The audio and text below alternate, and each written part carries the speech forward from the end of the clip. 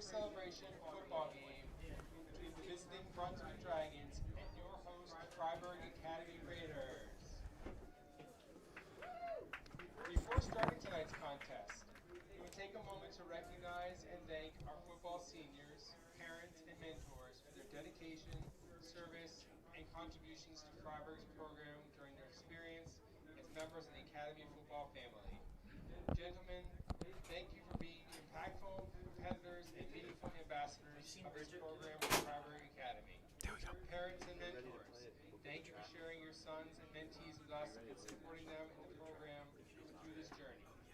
As a school, we are proud and thankful for all of you. And now to introduce our Fryeburg football seniors and their families and mentors. Gentlemen, as I call your name, please escort your parents and mentors to midfield, face the grandstands, and remain on the field until all have been recognized. First, we have Alim Aitamov with mentor Jess Warner. Camden Blake with mother Angie, father Joel, and brother. All right, Rick West, Mike Davis here with you in the booth as the seniors get introduced on senior night here at Fryeburg Academy. Peter Bruno with mother Christina, father Peter, and sister Ella. Ted Carter with mother Luce, father Neil, and sibling Lois. Nathan Chandler with mother Heidi, stepfather Matt, and grandfather Harry Mann. Nomar Feliz with mentors Mr. Kenny and Mr. Barnaby.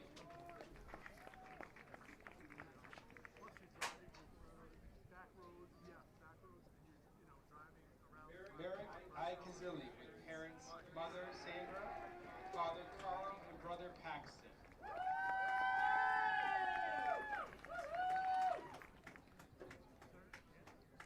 Oliver Nagy with mentor Mr. Gordon.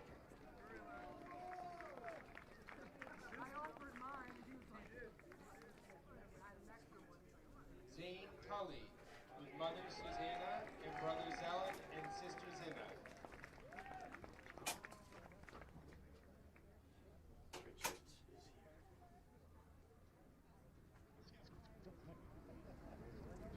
And our final senior, Truls Wenley with mentor Coach DeFazio.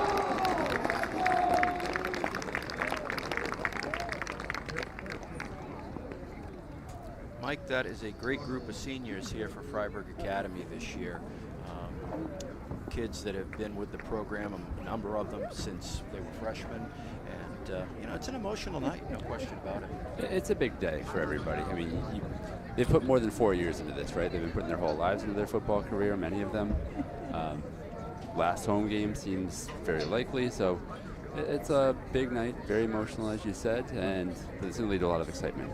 I think we're going to see that emotion on the field as well. I certainly hope so. After the past 3 weeks, we really haven't seen too much out of this Fryeburg team, who started 4-0, had a great season going, ran into the Coney buzzsaw, and I don't think they've really recovered to this point. But I think tonight, against the Brunswick Dragons, they're going to do just that. Yeah, it's definitely been the tale of two different seasons. A 4-0 start, followed by an 0-3 run after that, leaving you at 4-3.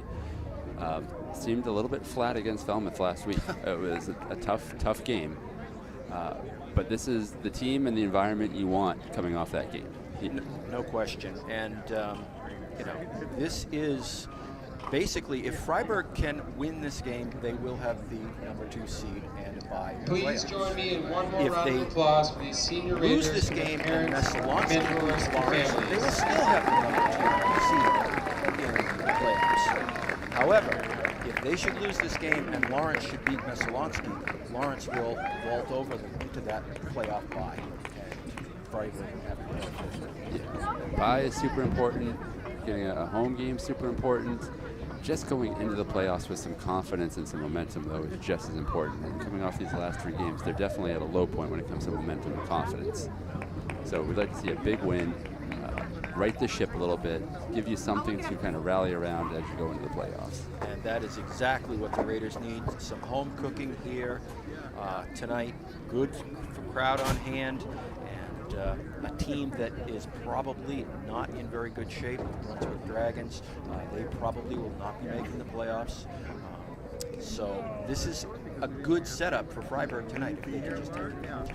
Yeah, Brunswick coming in not with the best record, right? But they have had some moments. They posted a lot of points against Messalonsky in a very close loss. I mean, that was a close game for us as well. Yep. So certainly can't take them for granted at this point. No, Fryeburg can take nothing for granted tonight.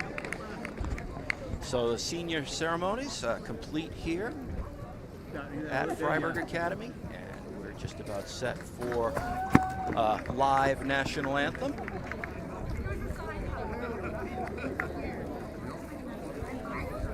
You know, looking down at the Fryeburg bench, I can remember times when there were maybe 20, 22, 23 players on the Fryeburg roster. Look at them all now. Yeah. You want to play football with Fryeburg Academy. And there's a lot of athletes, right? I mean, the pedigree of those 20 to 23 guys versus what you see on a standard average player, if you will, today is a lot different. Very. Very indeed.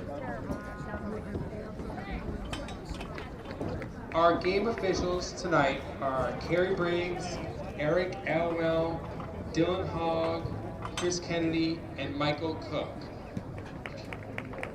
5 officials for tonight's game. Tough job the Zebras have. We give them a hard time. Everybody gives them a hard time, but what a great job they really do, and under such difficult circumstances sometimes. Yeah, I mean, you see them, if they make one mistake all game, everybody jumps all over them, and you just think about, if I made one mistake all day in my job, I'd be doing great, right? Yeah, exactly. Exactly. I've probably already made 2 or 3 that Bill will jump all over me about to begin with tonight. So, no, I have nothing but respect for the Zebras down there. I call them Zebras with respect, not as a derogatory term in any way, shape, or form. No. And we're getting lucky with the weather, too. Perfect night for football. We've had several weeks in a row where you just can't ask for much better. A little cool, not too hot. It's kind of ideal playing conditions, honestly. It is. And normally you get down to this point in the season and it can get kind of miserable. Yeah, October in Maine can definitely see some big variation in the weather. And you get some high winds, you can get a lot of rain. Get a clear night, just cool enough, kind of where you want it to be. Looking around tonight, no wind of any note, really. The flag is basically hanging. The little wind indicators on the uprights are basically hanging, so no wind to concern themselves with. Little bit of misty rain here and there. We'll be playing the national anthem shortly.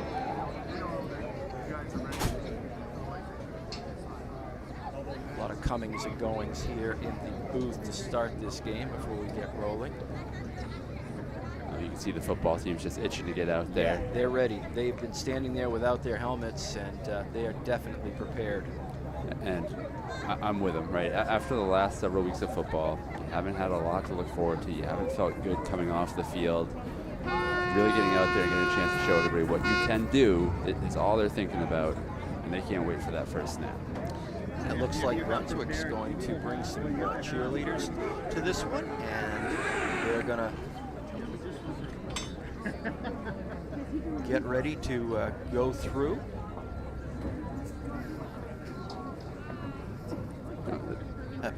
The Brunswick team's showing a lot of energy. Yep. I mean, we said the record's not the best, but it hasn't been due to lack of effort, lack of hustle. Nope. They come ready to play. They've got some road fans here. I mean, there's no such thing as a short road game to Fryeburg, so credit to the parents out there. The only short road game to Fryeburg was Lake Region when we used to play them. Those were great days. Great rivalry. Sorry to see them not in the same grouping as we are now, but now, please stand if you're able. Finally, the national anthem is ready. We're going to stand for it, and then we will get down to some football. Oh, say, can you see by the dawn's early light what so proudly we hailed at the twilight's last gleaming, whose broad stripes and bright stars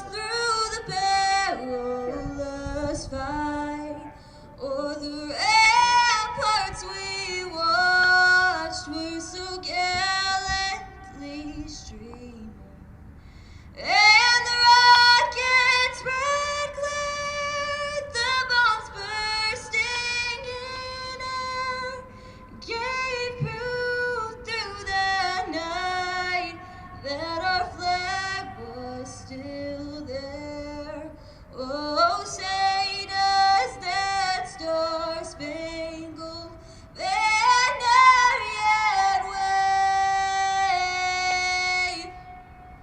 o'er the land of the free and the home of the brave? National anthem sung here tonight by Well done, Bridget Bridget. Wilson, class of 25. Captains, please meet And at center that field. was an absolutely gorgeous rendition. Beautiful job. Well done. Captains will be heading out to midfield. Raiders putting their helmets on, getting ready to play a very important football game for the Raiders this season. As I said, they win this game, they are going to secure the number 2 seed and a bye in the playoffs.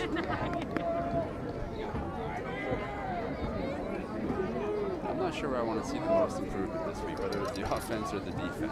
Last week left you pretty undesirable on both sides. Yeah, you know, we could talk about the last 3 weeks debacle, if you will, for a long time, but it's now passed, and tonight's a new game, new team on the field, Brunswick Dragons, a team with a lot of tradition and history, a team that I used to play against many years ago, the old KVACs, and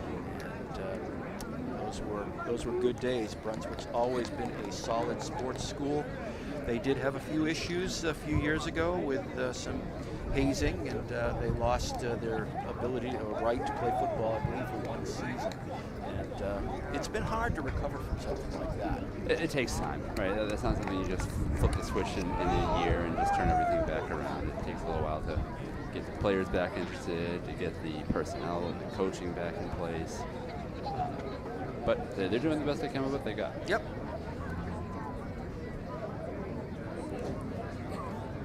I believe they played Skowhegan last week, and or was it 2 weeks ago, and lost a fairly close game.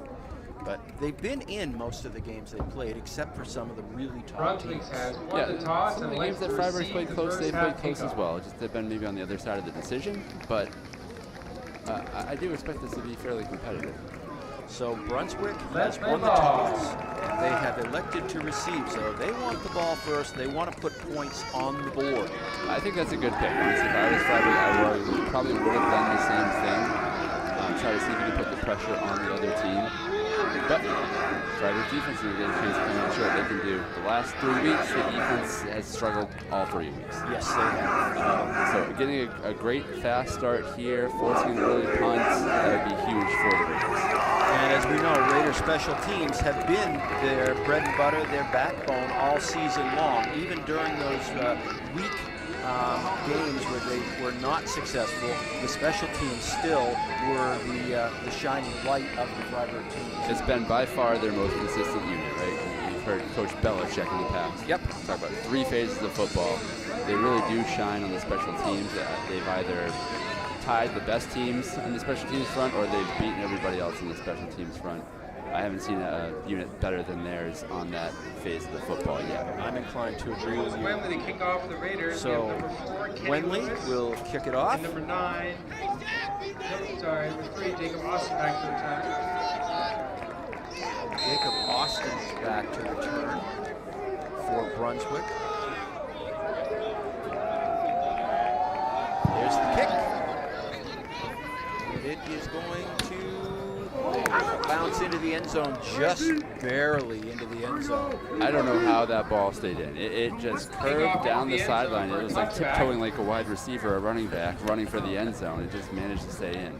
Good break for Fryeburg. Yeah, I was waiting for that to slip out just like you were around the 1 or 2 yard line. And as you say, it just kind of curled its way back in Bring the and ball rolled at into the the end 20-yard zone. line for the Dragons. And that's a 15-yard break, right? I mean, you're 20 Right now off the versus start. 35.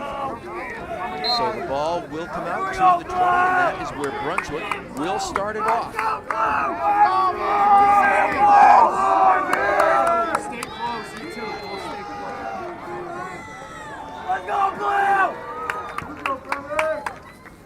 Handoff. Round the end, getting outside, but not far enough for much of an advance, maybe 5 yards before he went out of bounds. Yeah, he was able to curl it upfield just at the end and pick up a few yards. It seemed like Fryeburg was going to stick him about 1 or 2 yards in, but he did get a good push right at the end. Robert Brown, number 10, quarterback.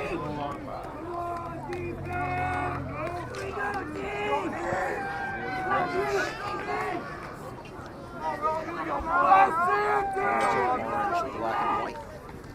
Fryeburg in their blues.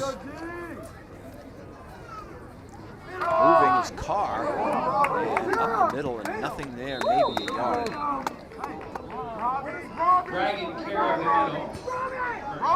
Yeah, good job by Fryeburg on plugging that one up. There's a lot of movement in the backfield. Looked like they might have been running right, but Anthony Bond, I believe, was able to sniff that one out and make a tackle for essentially no gain. Anthony Bond, one of the players we did mention quite a bit defensively last week. Yeah, he's a gamer. He's always sticking his nose in there. He's not backing down. He's a big line from across him. 3rd and a long 4. Getting outside, now Brown's in trouble. Brown in real trouble. He is loss of 15 on the play. That was Nathan Chandler, and I think Coach Jones has this going. I was able to watch a little game tape, and whenever they get into a passing situation, they always go quarterback. Sometimes rough, but very rarely they stick in the pocket. He looked like he wanted to roll out to his left, and Nathan Chandler was just there waiting for him. He ran backwards to try to get away. It just made it worse. And a huge 3-and-out for Fryeburg to start. So the punt from the goal line. Let's go, Fryeburg! Force him this way. Punter is Eli Schneider. Gets it away. And it lands at about the 45, and it is going to take a Fryeburg bounce, roll back to the 46. Yeah, a little bit of traffic there. Don't mind watching that one hit the ground. By the way, the special team, don't take any chances. You just got 3 and outs. Like I said, it's huge for the team. Don't risk it. One of the disadvantages of a short punt is that it gives the special teams of the punting team a chance to get down and under it. You don't really get a chance to field it. So Raiders did a good job there, just letting that drop. They'll start at the 46.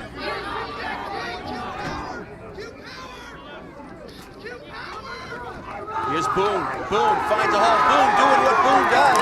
And he's got himself a first down to about the 27-yard line.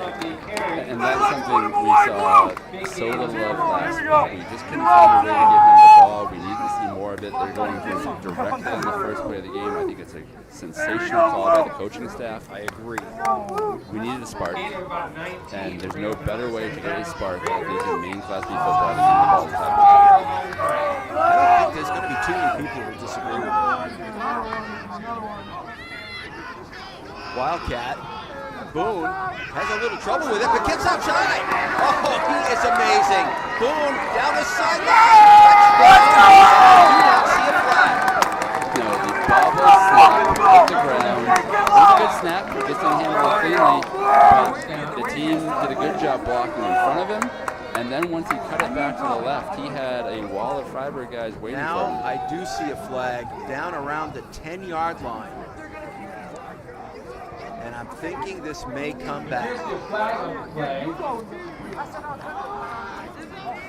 I'm wondering if it's maybe an illegal man downfield.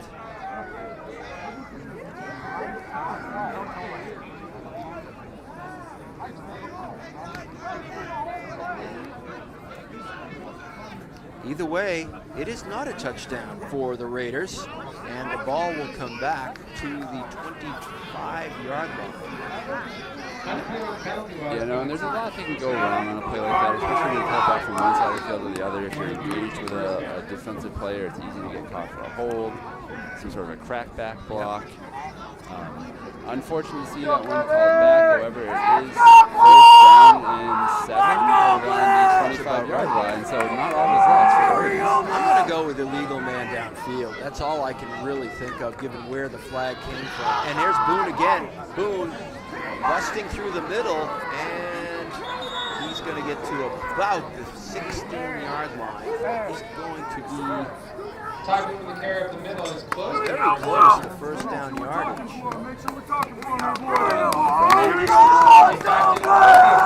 Brunswick players came out with the ball, and several of their guys were pointing the field like they had caught the fumble and turned it, but he must have been down or forward progress before the ball came out. There were so many bodies on top of him, I don't think you could have told who had the ball down there anyway. Yeah, and we know he's shifty, but seeing him shed 2 or 3 tackles, I feel like he's in the strength as well. And if you think someone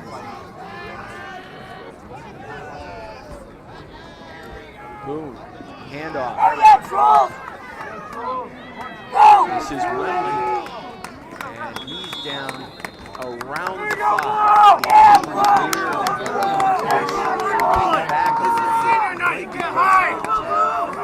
Yeah, I think he's going to be just short of a first, but still a huge pickup on first down. I think a lot of eyes on Boone in the backfield. If you guys cover the receiver from the outside, and Jules just busted up the middle for a good game. They are going to give him the first down, so it's first and goal inside the 10. Three wide outs for the Raiders, all on the bottom. This is Wendley. Wendley charges for a touchdown. This one does not look like it's going to be called back. So the Raiders break on top first, which is what Brunswick was hoping to do by taking the ball first. Didn't work out for them, and now the Raiders have a 6-point lead. They're going to go for the single extra point. Yeah, the left side of the line caused a big enough of a hole for Trolls to find it. He hit the gap through it. The second level was nowhere to be seen for the Brunswick defense, and led to a quick score for Fryeburg, which is exactly what they need. Ball is down, kick is up. And no surprise there, Ted Carter puts it through. He has been an absolute gem all season long kicking the football. Yeah, he couldn't put it more in this game. We had a guy back there receive the catch, and he was in dead center of the post and landed right as on the field. Take a step left, right, forward, backwards. So 7-0 Raiders here with 8:15 left in the first. Raiders couldn't have asked for a better start to this football game. They stopped them defensively on the first set of downs. They got the ball to Ty Boone. Mr. Excitement got it done, and Wendley drove it in. Yeah, everything has gone right for Fryeburg so far. They have their first touchdown. Otherwise, this is everything you have. Big boot going to be taken at the 10. It is Austin, and he gets out over the 30. Nice return for Austin. Yeah, I was a little surprised he didn't let that go. I was sure that was going to go out of bounds. I mean, I thought the first one was going to go out of bounds too, so you never know.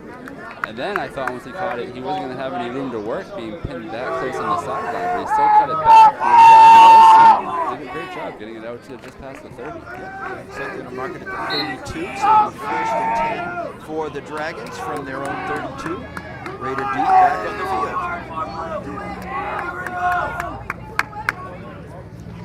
Brown handoff. Carr finds a big hole and gets out almost to midfield. That is a great run by Ethan Carr. Yeah, and when they get their big plays, it's normally to the outside. It's either some sort of a sweep or toss on a running play. It's a quarterback rolling out and hitting somebody on the out. They do their biggest damage and their most first downs come on plays to the outside. Carr showed good speed there too. They got some quickness. It's not the only one.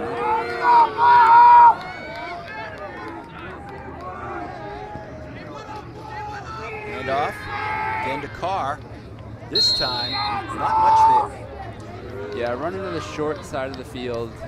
Fryeburg didn't kind of over-pursue the other way. They were there, didn't give him any place to work with, and pretty much just had to run straight out of bounds with it. It'll be a second down, Dragons. Interesting formation that they ran that out of.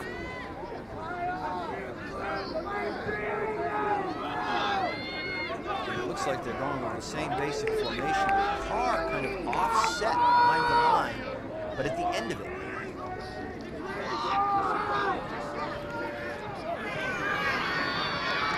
Down the sidelines, and Robbie Hazelwood finally pulls him down. That is number 24, Christian McMaster.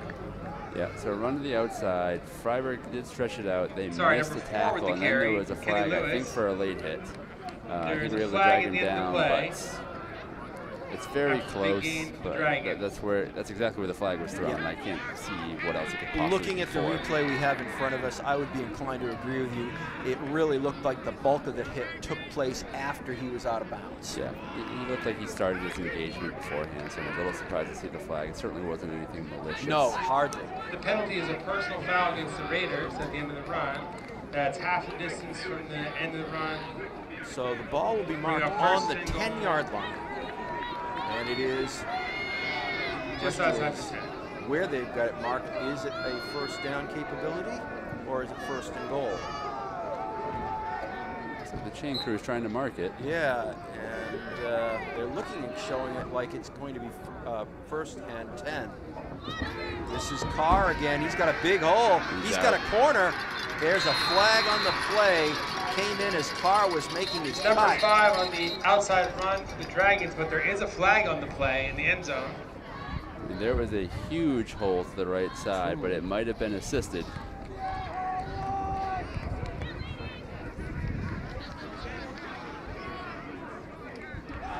Yeah, they are calling a hold on the Dragons. Watching the replay, I'm not sure it was around where the ball was. That could be a big break for Fryeburg. Seemed That'll well be a off 10-yard that. penalty. Spot of the foul.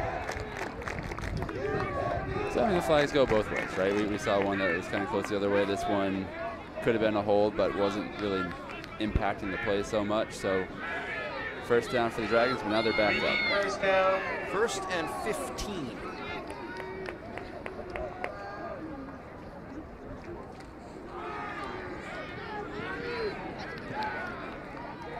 Big time tackle by number 55, Cam Blake.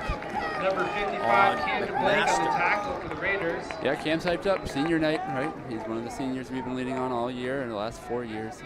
So great job by him. But again, we got to really crispen up our work on those edges because you're going to see toss after toss or sweeps. It's going to be a lot of work to the outside. I want to see him beat us up the middle. Wind is picking up here. Flag is starting to fly fairly straight out. This is Carr. Carr finds a hole, tries to pop outside, and he's not gonna pop outside. Oh, what a great tackle. Yeah, so Trolls Great tackle did by exactly what we just talked about. He saw the running back trying to break it back to the outside. He said, no, I'm not gonna let you get outside. Do you want to try to cut inside? Go for it. You're not breaking the outside. He cut off his blocker and just absolutely hammered the running back about 10 yards back where they started the play. Very good tackle by Wendell. Loss of 2 or so on the play. And he's one of our more Third consistent and defensive 10. players. You know, he's in his strong safety linebacker position. He's made a number of good tackles. He's come off the ball. He's had some interceptions. He's been one of the brighter spots in the defense. 3rd and 11. Watch a rollout. Yep. Rolling, looking, throwing, and went through the hands of a Fryeburg defender and went through the hands of the receiver Pass in the by end number zone. 10. They both thought they should have had Ball is it. Yeah, that incomplete, intended was for a number pretty 24. unbelievable play. That could have been an interception. It could have been a touchdown. It turned out to be neither. We'll see if Brunswick has confidence in their kicking game or not now. 4th and 10 is not, you know, from this That'll bring field up position 4th is something and I would 11 think Fryeburg would be for the kicking, especially with Dragons. the confidence they have in Right. Trules in the kicking game. I'm not sure how Brunswick feels.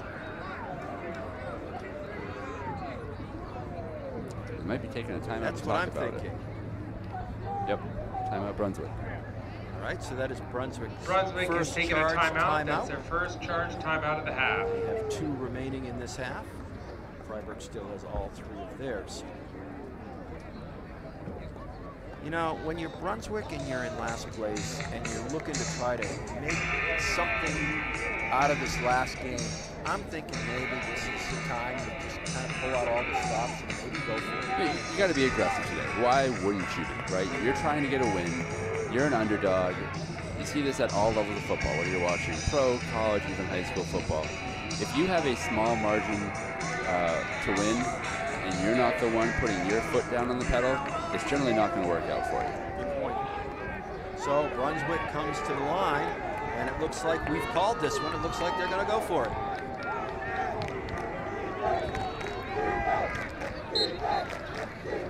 Brown's going to work directly under center. Steps back, looks. Now he's in trouble. Gets away, throws, picked off. This is picked off by the Raiders, and a good effort by Brown to try and stay out of trouble and get that away. Just too many Raiders between the goal line and the quarterback. Yeah, it looked like, I mean, that was just a complete Fryeburg effort, right? First down for the Raiders. Oliver Neck with the pick, but the defense and the whole line flushing him out, pursuit on the quarterback, making it so he had to throw it. It was 4th down. He had no choice but to try to force the ball somewhere. So you understand him making the throw he did, but just great defense by the entire unit that time by Fryeburg to get the stop. So Fryeburg will take over on downs. Ball marked at the 15-yard line. So it's 1st and 10 Raiders from their own 15.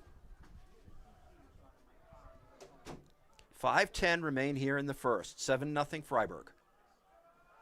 And not much there. Maybe out to the 19 is Connor Keaton. Is it Keaton? Yeah, I think it is Connor Keaton.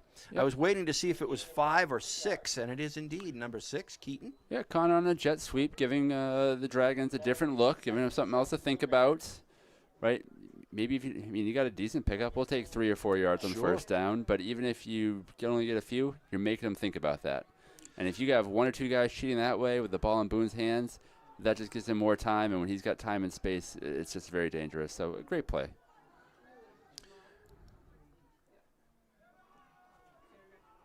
And nothing doing there. Fryeburg tries to go the other way with it, comes back around, but Brunswick sniffed that out in a hurry. Yeah, looks like that is a senior on their side, Leandro Miguel. Nothing doing at all. He saw that the whole way. He was right up in the backfield with him and was able to make a very clean tackle for a pretty significant loss. So now it's going to be 3rd and long.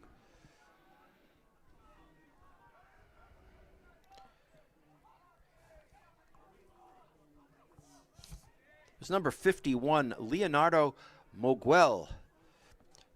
And unfortunately, Brunswick's roster is not numerical. That always makes it more of a challenge for a broadcaster. All right, 3rd and long with Boone still in the quarterback position. And Boone's going to keep it himself. Cutting outside, and he is very close to a first down, and there's a flag at the point of tackle. I'm wondering if maybe we've got a face mask there. Yeah, I don't know what the flag was for. I didn't really see a lot of engagement in that area with other blockers. It is a face mask, and it is against Brunswick. Hey, win one for the Gipper for a change. I got it right. Great call. And what else I want to call out on that play was Ted Carter out on the edge blocking. And again, another senior, another big player. He absolutely pinned in the end of the line, allowed Boone to get to the outside to get all the way downfield, get the face mask, pick up the first down. So great effort.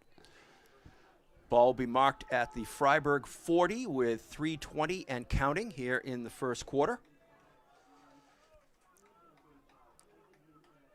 So far, the Raiders are in control of this game, but Brunswick is clearly here to play football.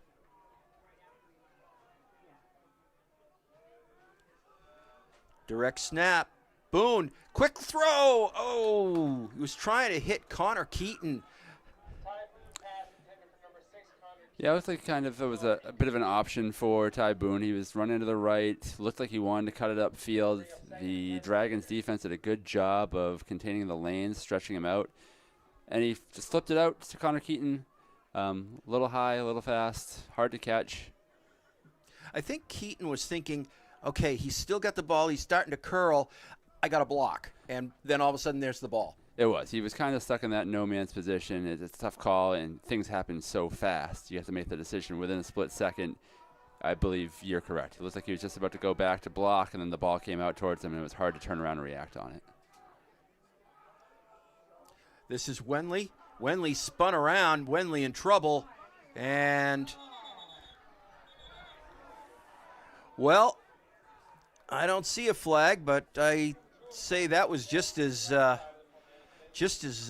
much a penalty as the one against the Raiders earlier. Yeah, we thought that one was a little soft. Aggressive. And I wouldn't have called this one, but I wouldn't have called that one either. Exactly. So I agree with you. But let's say nice tackle, though, by Ethan Carr on the Dragons' defense. Trolls isn't always the easiest guy to take down. He's got a little bit of size on Ethan Carr, but Carr was able to ride him right out of bounds. 3rd and 9 for the Raiders, still in their own territory at the 41-yard line. And these 3rd and longs are tough. I mean, we just saw them pick them up, but if you put yourself in this down and distance over and over again, it's going to be difficult. This is Boone. Boone takes it himself off the Wildcat. Boone, he's got the first down. Just enough for the first down. Yeah, and again, we're seeing some much better blocking by the Raiders than we've seen in weeks past. In this case, Charlie Scott, I think, got the key block. He was able to get a little bit upfield, pin a linebacker, and if you give Ty just a little bit of space and time, you're feeling real confident about your chance to pick up that first, if not a lot more. If not a lot more. So ball into Dragon territory at the 48.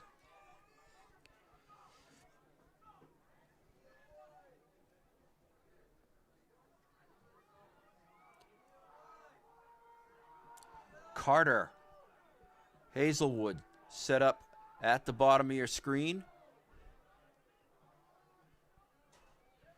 This is Wenley right up the middle.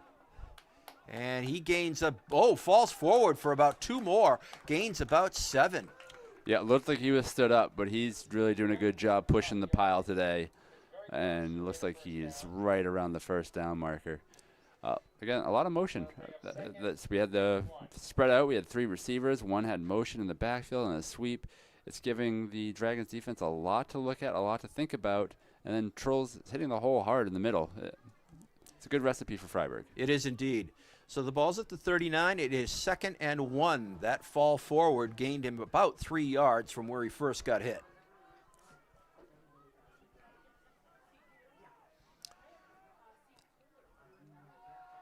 Handoff again to Wenley, and he picks up another 5 or 6 yards.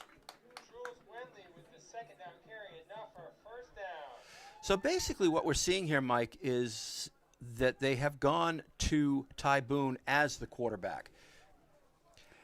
And Ty Boone as a quarterback is a very dangerous player because he can do so many things from that position. It's where they've had their most success all season. I don't know that I've even seen Benny Yarnison on the sideline, it's so I'm funny, not sure if it's out of necessity or if it's just the strategy for the game. That's an interesting point. But either way, you put your most dynamic player in a position where he gets the ball every single play, good things are likely to happen. Exactly. Again, the handoff to Wenley. Again, he gets outside. Down the sidelines. We got a flag on the play. Wenley's still on his feet. Wenley is in for a score, but there is a flag in the middle of the field. I think it's going to come back. I think they're going to call a hold on the outside by the Fryeburg receiver. Yep, I'm pretty sure from Coach Turner's reaction that that one is also coming back. So that's 2 touchdowns that the Raiders have had called back so far tonight. Yeah, and again, it looked like another tough one on the replay. There wasn't a whole lot there. Don't think it impacted the play, but I mean, the officials, like we said, it's a tough job. They call what they see. Great job by Truls. He shed a tackle pretty near the line of scrimmage, and the yards after contact are just tremendous. I think you said it, that the penalty was so far away from the play, it really was a non-factor. And that's an area I do think that officiating needs to look at, and not calling penalties that are so far away from the play they have absolutely no impact on it whatsoever. And if it's far away and marginal. If it's far away and egregious, okay, that's throw fine. the flag. But when it's far away and there's just not a ton there, it's very borderline, that's when you'd rather see him keep it in the pocket. Correct. So the Raiders go to 1st and 5. This is right up the middle. It is Nagy. Ooh. Whoa. Where did that shift come from Oliver Nagy? And how often does Oliver Nagy get the ball? That was sweet. Yeah, it looked like he was just going to truck that one forward, try to run over the first guy who got in his way, and then all of a sudden he put his left foot down, made a hard cut to the right. I think he surprised both sides. I don't think he anybody in surprised Fryeburg, himself. Right. Fryeburg, Brunswick, himself, nobody saw that coming. Great job. No, great run. And Fryeburg up now 13-0 with Carter set to try and put it through. He's been nearly automatic this year, and I would say he continues that streak. Yep. I think he's only missed one this year, and I think that got touched going through the line. Yeah, they had one that got blocked 3-4 weeks ago, and other than that, I certainly haven't seen him or don't remember missing a kick. So the Raiders now have a 14-0 lead with 9.5 seconds left here in the first. This is what we said, exactly what we wanted to see, right? A lot of energy, get out to an early good start. We haven't had that the last few weeks, and it's a lot easier to continue that energy, right? It's easy to come out of the game feeling hyped, feeling pumped, feeling amped. But if you get steamrolled in the first drive, that's it. It can dissipate quite quickly. So a good start was really critical for Fryeburg because we haven't seen it in several weeks, maybe a month actually. Yeah, since Tony, certainly. Right, and now that they've seen that, you can see the energy. You saw everybody on that last touchdown just jumping up and down on the sideline. If that's not going to sustain the energy level, nothing else is going to. So Wenley will be kicking off. Right down in front of us, we see River Hinchcliffe playing catch with Gunnar Johnson. Hinchcliffe, of course, the backup quarterback. Wenley, line drive boot, and that is going to go into the end zone. And that just went maybe a foot wide of the upright, so that was right down the middle of the field. And it was hammered. I mean, it split right between the two receiving players on the Dragons team. They could have tried to make a play on it, but it was coming in so hot, you're better off just letting that one go because chances of you catching that clean, not very If good. it's directly to you, that's one thing, but if you've got to cut across the field and try and play that one on a hop, you're in trouble. And again, the leg is impressive, right? I mean, just having that much pace on it that far down the field at this level of football, truly an asset for Fryeburg to have. But as I was saying, we've got Hinchcliffe just playing a little toss with Gunnar Johnson, keeping warm in case he needs to go in. And there is a penalty. Somehow I missed that. And your silence makes me think you didn't see it initially either. So it is against the Dragons. That's going to back them up. It's a block below the waist. Yeah, I was watching the ball get hammered almost all the way to the uprights in the air and was not looking at where the blocking was occurring, thinking there wasn't going to be much of a play. Correct.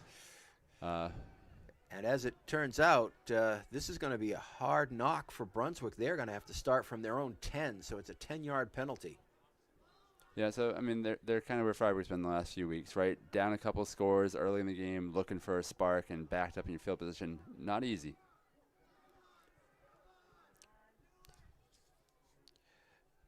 That was McMaster picking up maybe 4.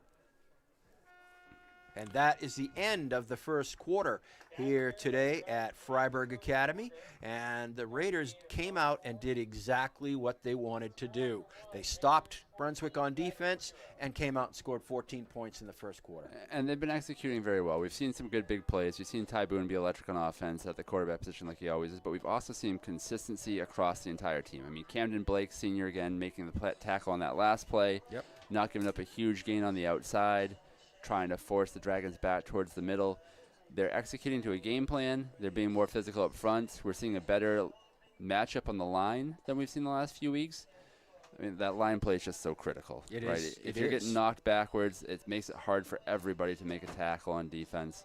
In this case, they're taking the fight to the Dragons, the Raiders are, and it's allowing us to get deeper penetration, forcing the ball out wider, and we're doing a good job tackling on the outside. All in all, I don't think the Raiders could have asked for a first quarter better than the one that they had, and they had 2 touchdowns called back. Right. So they ended up scoring on both of those drives, so kind of a no harm, no foul situation, but also shows some resilience because, I mean, it's easy to get a little deflated once you've had a long touchdown taken off the board. They just had a couple of them happen, but, hey, turn the page, right? Exactly. So, second quarter about to begin. We'll switch ends of the field. Brunswick will now be going from left to right.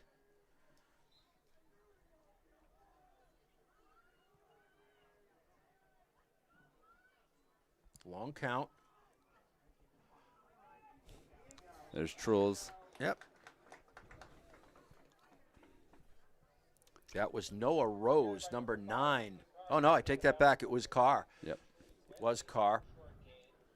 And again, they're going to continue to try to hammer us on the outside. They're going to make Fryeburg continue to try to turn it back inside, and Truls was there. He set a hard edge. He knew exactly where the play was going, was able to get off his blocker. He's just being so physical tonight.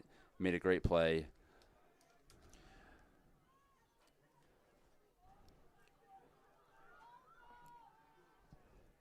Third and 5. Up the middle. This is going to be a first down. Big pile at the 30, but gain of about 15 yards there. Yeah, and they gave a different look, right? We talked about they'd be going outside, outside, outside. Then I think this was an inside handoff to Christian McMaster, and kind of caught Fryeburg off guard. They were able to create a gap and picked up quite a few yards. Yeah. McMaster, a good run right up the middle. He never really turned or moved. It was just there to go through. No, Fryeburg did a good job gang tackling, but when it's 10 yards downfield, I mean, you got to be happy with that if you're the Dragons. First and 10, Dragons, from the 30. Not much there, gain of a couple. Yeah, if it worked once, why not try it again? But Fryeburg this time was not quite caught off guard and was able to make the play. It was McMaster again. So it'll be second, and they're giving him 4 yards on that. I think that's kind of generous given where it looked like he went down. But second and 6. Yeah, looking at the replay, the knees went down. Probably second and should be second and 7 or 8. This is Carr getting outside, getting caught from behind, and no gain on the play, maybe even a loss of a yard. Number 5, Ethan Carr with the carry to the left side. Yeah, that outside left run, after trying to send 2 up the middle, send 1 back out to the outside, keep Fryeburg guessing. Certainly understand the play calling there, but Fryeburg did a good job stretching that one out. They had a couple guys to help wrap up there and make a tackle for a minimal gain. Nathan Chandler was in on that tackle.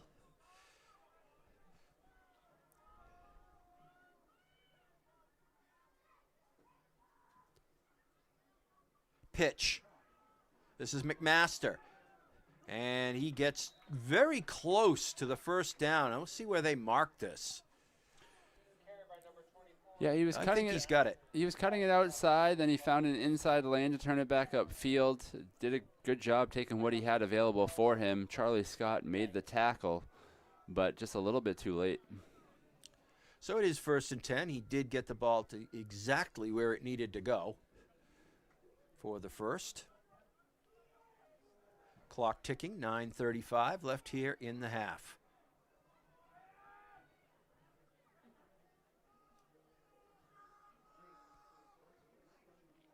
Rolling out, Brown looking, throwing on the run. He's got a man.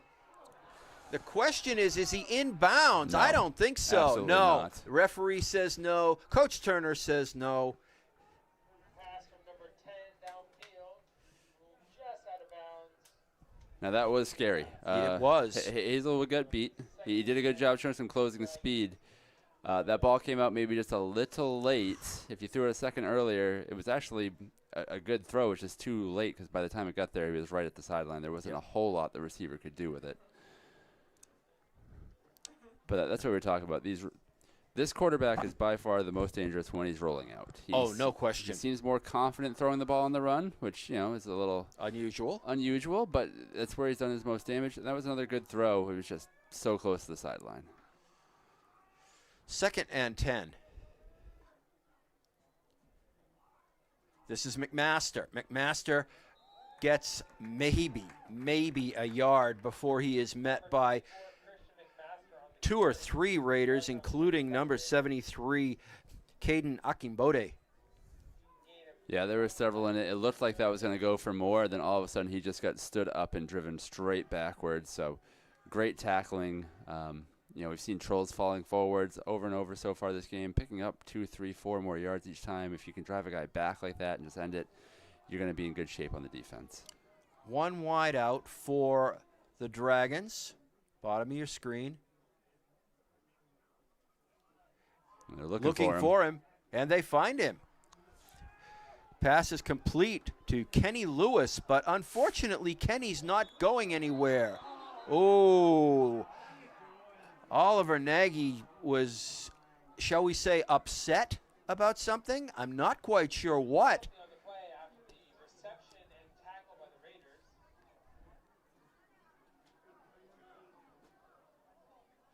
He was trying to punch the ball out. Yeah, I think so. Unfortunately, it was so clearly aggressive, and I don't think he was hitting the ball. I think he was hitting the Brunswick Dragon in the back.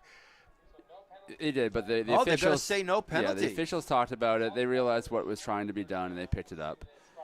It did look kind of bad. It right? did Given look the bad. wrong angle, I can absolutely understand why the official threw that flag. But good job getting together by them and I talking agree. it out. And it's going to be 4th and very short, I believe. Yep. Yeah, see, the Brunswick coaching staff is seeing the same thing, right, where they say, hey, it looks like the guy was throwing punches. He's just trying to knock the ball out. Yep. But it looks like he wants to talk about it. Yeah. So it was very aggressive by Nagy's on his part, and from certain angles, it really looked like he was literally beating the ball carrier on the back. But I agree with you. Now that we've gotten to see it again. But I mean, it's a huge play, right? So you understand the Brunswick coach wanted to be out there. One, it didn't pass the eye test for them. If I was on their sideline, it wouldn't have passed the eye test for me either. Correct. And instead of having an automatic 1st down, you're now at a 4th down situation where you're down 14. It's 4th and very short, but it's still a 4th down. It's still 4th down. And the Brunswick coach obviously has been given the word, and he's going back to his group.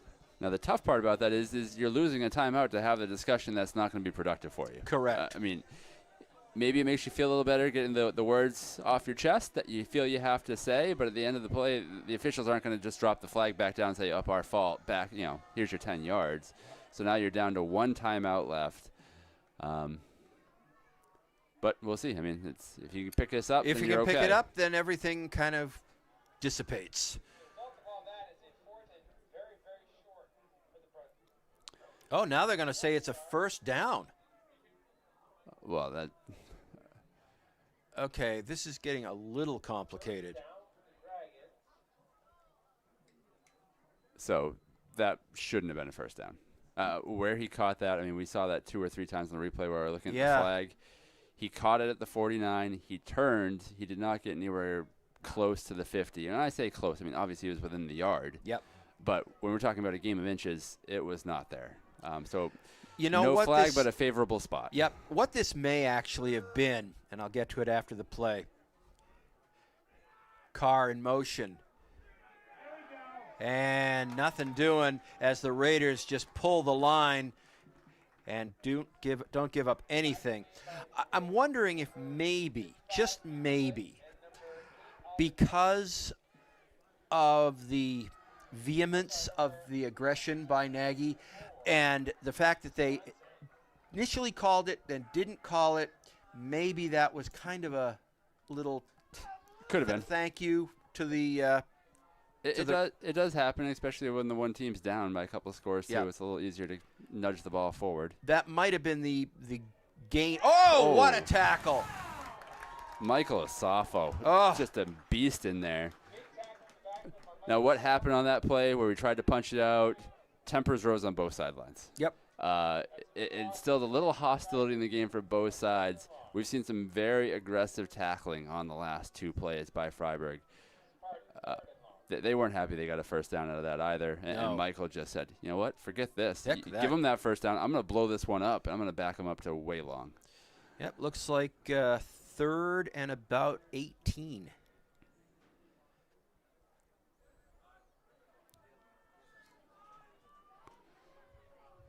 All right. A quarterback rollout is very much in play on this one. I expect this to be a pass. And he does roll out. He rolls out to this side. There's the throw. Overthrows number 11, Liam LeBlanc. Yeah, and Fryeburg had two guys on that play, right? Both Connor Keaton and Truls Wendley were both there, kind of bracketing the receiver. There really was not a good spot to put that ball where he could catch it because Fryeburg had good coverage and good pursuit. I mean, he had to throw it. He would have taken a sack if he held the ball on for one more second. Is this our first punt of the night? Back at his own. They punted early in the first drive. Yes, they did. Back at his own 30. And a Dragon player coming on a little late. High snap. Wow. Gets it away. And they're going to let this take a bounce. It is going to die at about the 4-yard line. What a great punt. Yeah, that could have been disastrous with that snap that just floated in the air for way too long. And that can't make you feel comfortable if you're the punter, knowing you got a team of guys just trying to bear down on you. But he caught it. They must have done a great job blocking up front because even that extra time, he was able to get it off clean.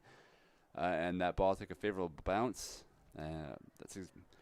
Down 14, you don't want to be punting, but if you have to punt, might as well leave it on the 4-yard line. Yeah, pinning them inside the 5 is about the best you can ask. Especially from that distance. I mean, it's not like you're kicking that from your own or their 45 and just dropping it. Yeah, that's a big flip of the field. That went 66 yards. Yeah, that's a huge flip of the field. No. Oh, we have an unsportsmanlike on the Raiders. Like I said, this game is getting chippy. It is. Now. So that's going to put the ball back about the 2. Yeah, from a yardage position, it's not the worst flag if you lose a couple of yards, but it does back you up. You can't take a loss.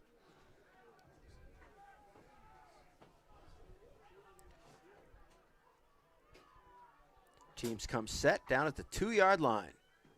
Raiders backed up to the goal. Coach Turner is still quite upset about something down there. He's an old school guy. He's got an element of just let him play. And pushing hard forward. Yeah, that might have been a 1-yard gain, but it was a well-earned 1-yard gain. Trolls got chopped right at the line of scrimmage. Did a good job kind of shutting the tackle, spinning to break some contact, and even picking up the 1 yard. Yep, and he did get exactly that, 1 yard. And the weather's turned on us. We talked about what a nice weather night it was. Yes, and look at it, starting to rain, and it's getting cold.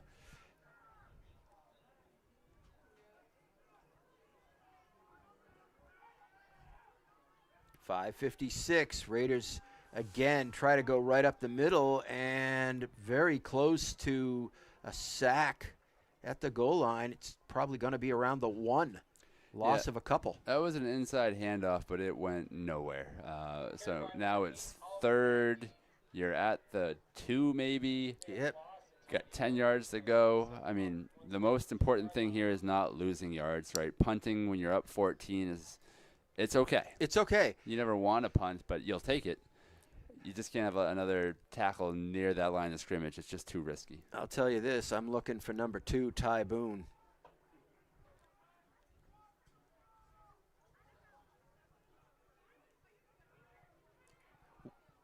And what a surprise. Ty Boone gets outside, puts on the Jets, and gets all the way to the 45-yard line. There was a second that looked like that was going to go for 98. Yeah.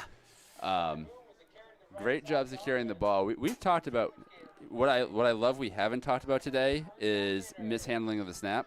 Oh, thank goodness.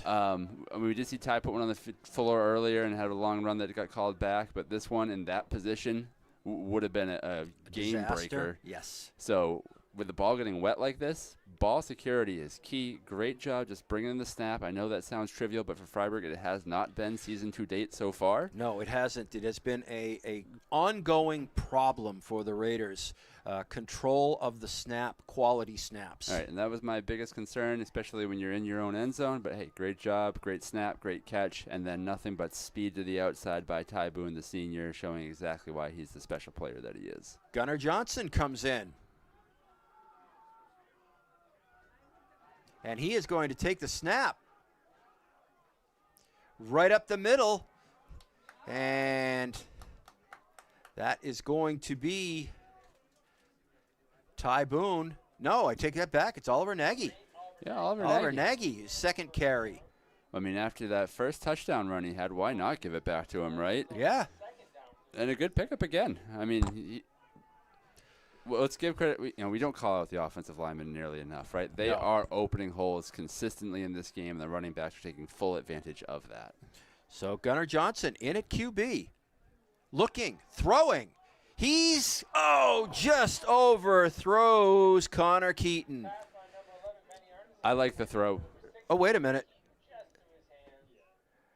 They're saying that number 11 is Benny Arneson. That doesn't jive with anything that I'm familiar with. Benny's been wearing number 9, and Gunnar Johnson's been wearing number 11. Yeah. Either way, the throw was quite good. I think the receiver was, maybe expecting it to go a little bit inside, and it was just kind of straight. It was leading him straight towards the end zone. But the ball was there. Could have been for a touchdown. So great look, good attempt. Didn't work out, but that's okay. I have to say, number 11 does look like Benny Arneson. He's does have tall, the same profile. Tall and narrow.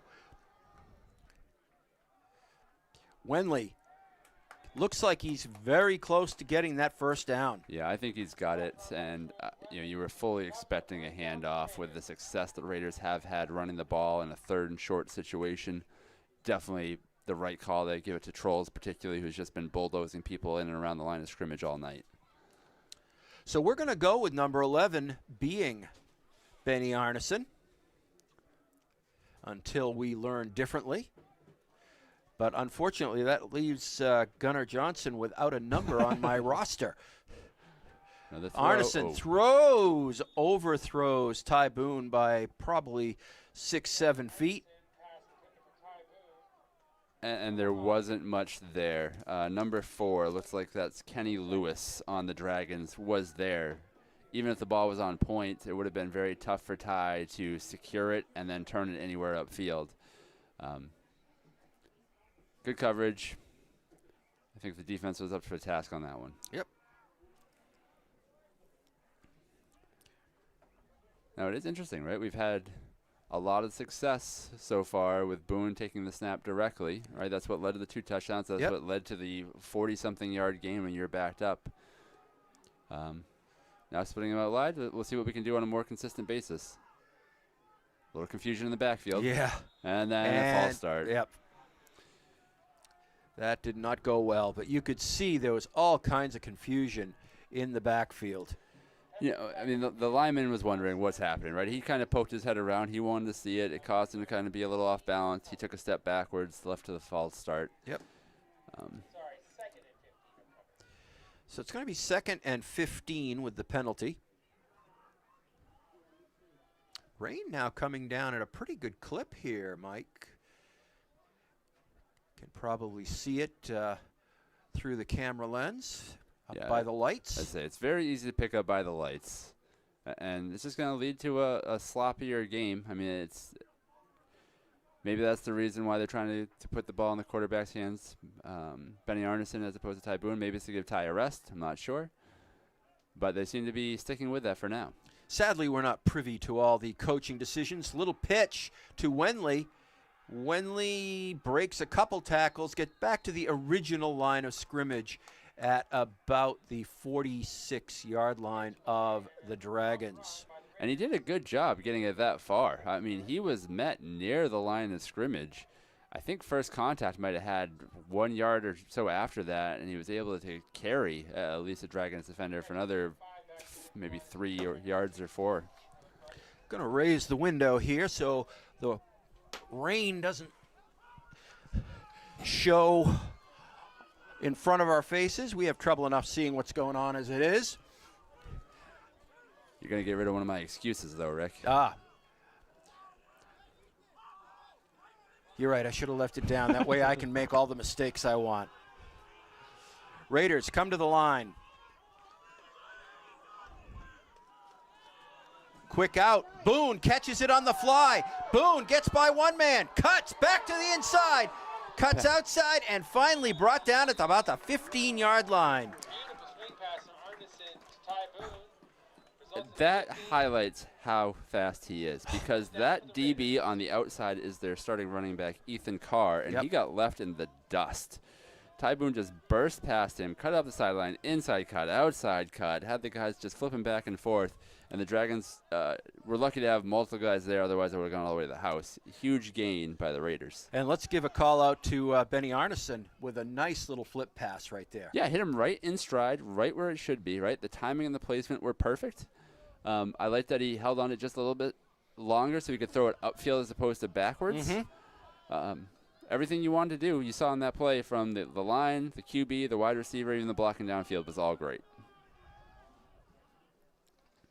Arneson, handoff to Wenley. Wenley up the middle. Gain of maybe 5-6 yards. Tough run by Truls Wenley. Winds his way downfield toward the 10-yard line. Yeah, and from here, I'd be surprised if we didn't see a lot more handing off. The Raiders have had good success. Trolls has been a monster. Oliver Nagy's had some nice runs. Yep. You've got a second and very manageable from a good spot on the field. I expect to see more of it. Wenley and Nagy in the backfield. It is going to be Nagy, and he throws himself forward for a couple. Yeah, and the Dragons did a good job. They had two guys in the backfield. It looked like it was number 34. Again, with the lineup not being in order, I can't give the guy the appropriate call out on his name I'd like to, but did a good job making the tackle, wrapping up.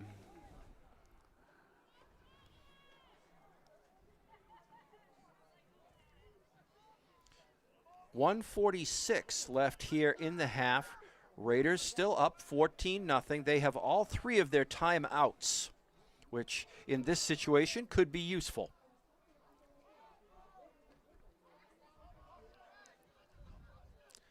Third and about 3. Boone in motion.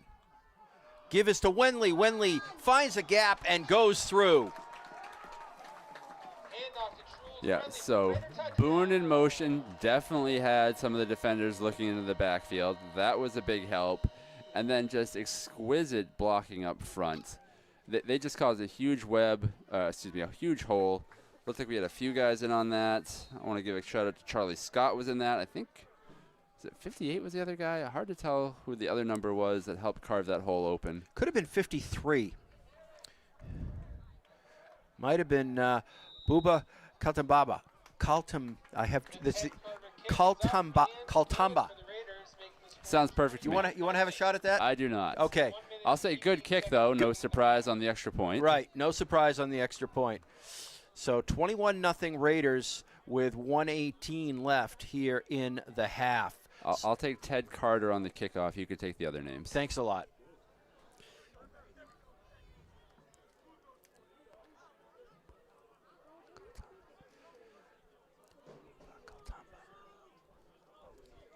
And with 1:18 left, right, as long as you can avoid a big play, you can go into halftime feeling very happy as a Raider player and fan. Yes, something they have not been able to do as a player or a fan, and certainly not as a coach for the last 3 weeks. No.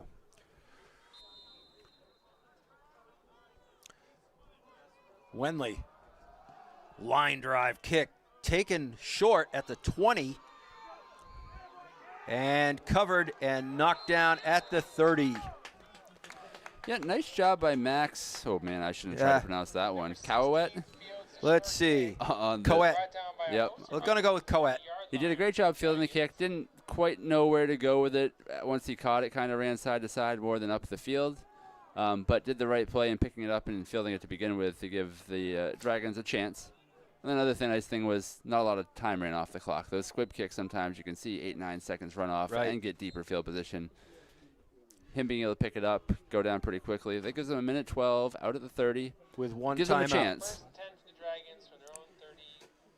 Yeah, the one timeout's a great call by you. That having a couple more of those back would make you feel a little bit better if you're a Dragon. For sure.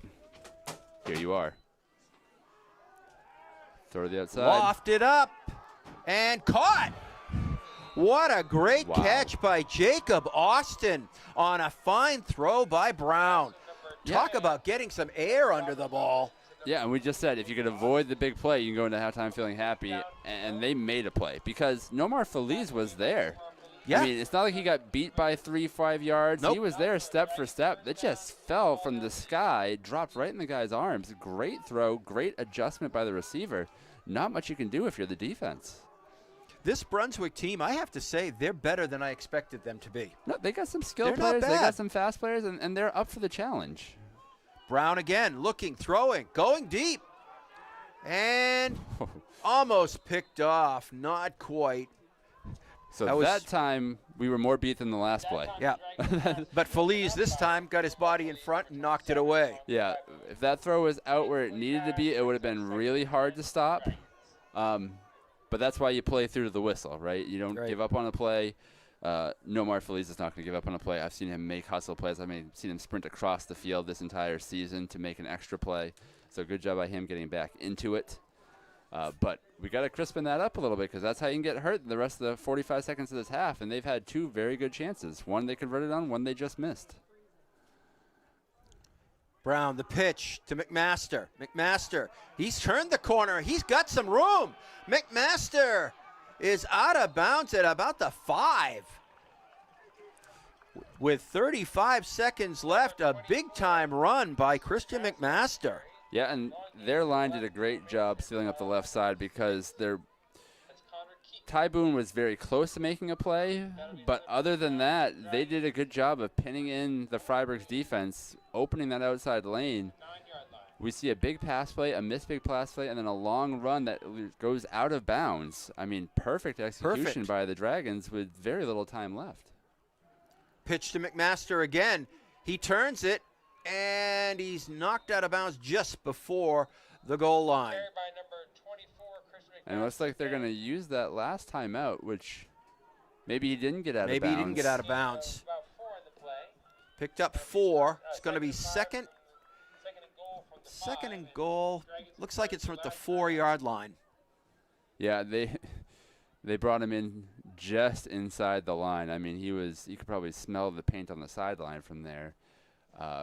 Great tackle by Fryeburg to force it in and force that timeout using the last one. Yes. Because I thought it was a foregone conclusion. They were going to get out. They're going to still have that timeout with 28 seconds left and be in a great spot.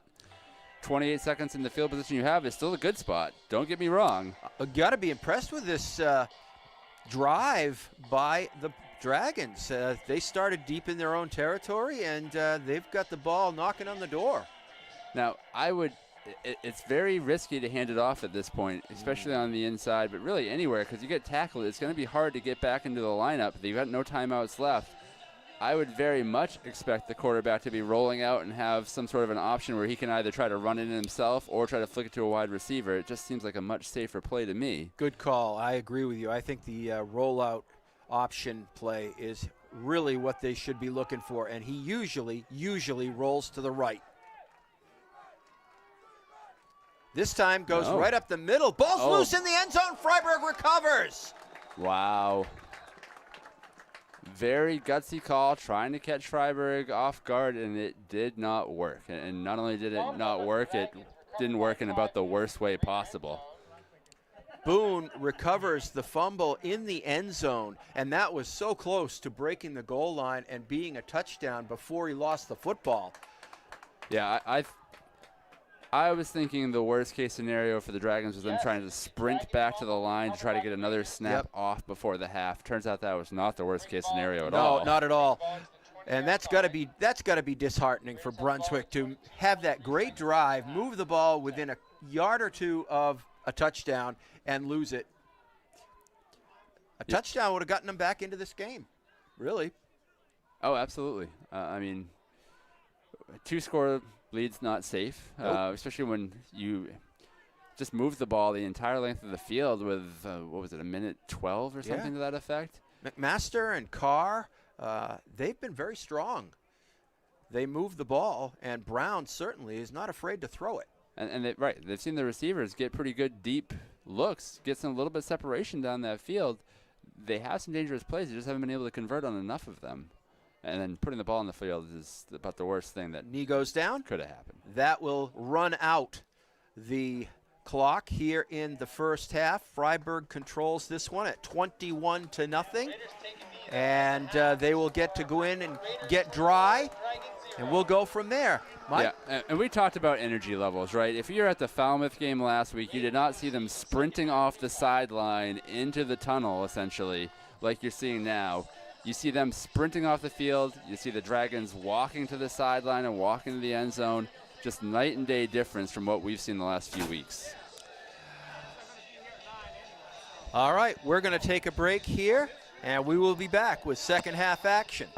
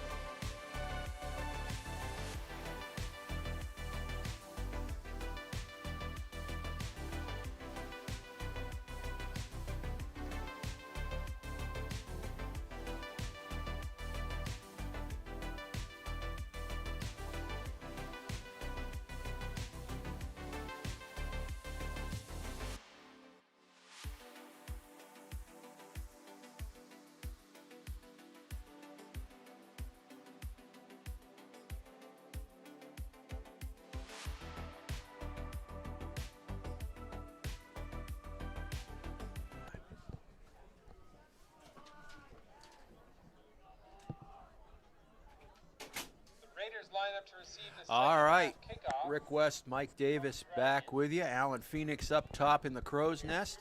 And the Raiders are going to take a 21-0 lead into the second half, and they will receive, Mike, which is a nice thing.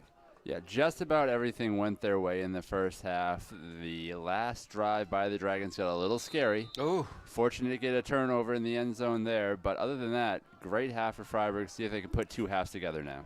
ball gets past the front line and picked up deep. And I think it's Boone that got wrestled out of bounds over there. Squib kick returned by Charles Wenley. No, it was Wenley. All I could see was the 2 as he got pulled down. Return to the 30-yard line. The Raiders will start with the 1st and 10. So 1st and 10 Raiders from the 30.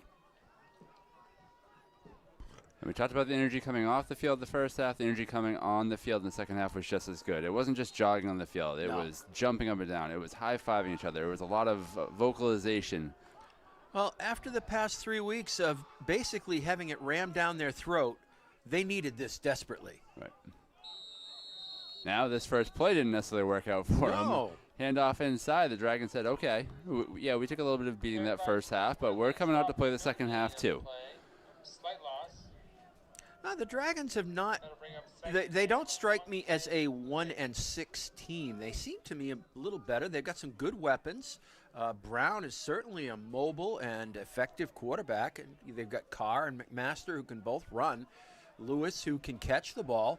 So, I think if anything, maybe it's a lack of overall size, particularly in the lines. I think that's part of it. I mean, we've definitely seen a much different line effort out of Fryeburg in this group. Oof.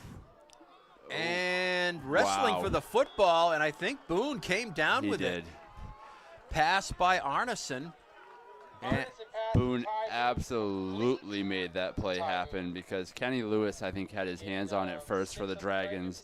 Boone's hands were right behind him, and he was able to wrestle it out, just rip it out of the arms. Yep.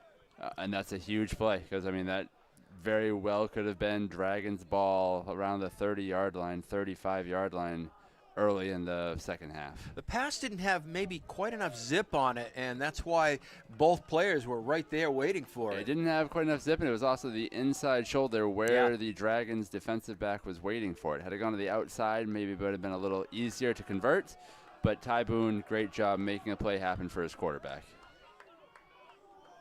So 3rd and 4. This is Boone. Boone cutting, and we've got a flag. And Boone did not get anywhere near the first down marker, and we have a flag on the far side. Yeah, he never went down. He kept trying to make something happen, Eventually they called the forward progress stop, but interesting to see what the flag's going to be for. They're talking about it over there. We'll wait and see. It's going to be against Fryeburg.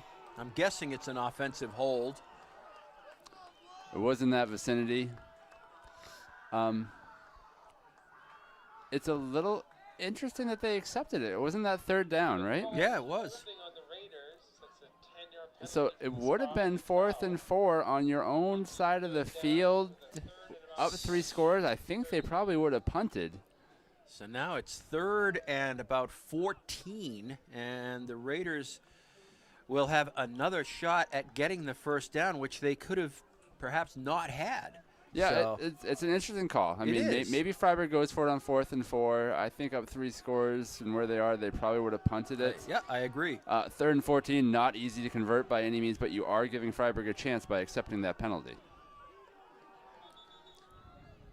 And now we've got a whistle. Timeout Fryeburg. Timeout Fryeburg. Yeah, confusion on the Raiders. Timeout by the Raiders. That's their first charge timeout of the second Hopefully that doesn't come back to bite them late in the game, but the way things are going right now, it probably won't. No, and Coach Turner just really wants to take a pause for a moment and say, okay, we're scrambling a little bit. The first 2 plays didn't go exactly the way we wanted to. We had, 3 plays, I guess. We had a penalty.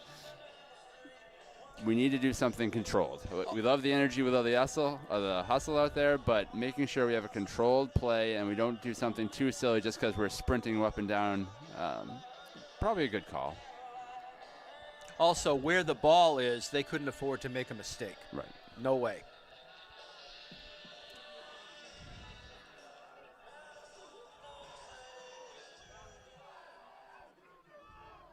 So the Raiders come to the line.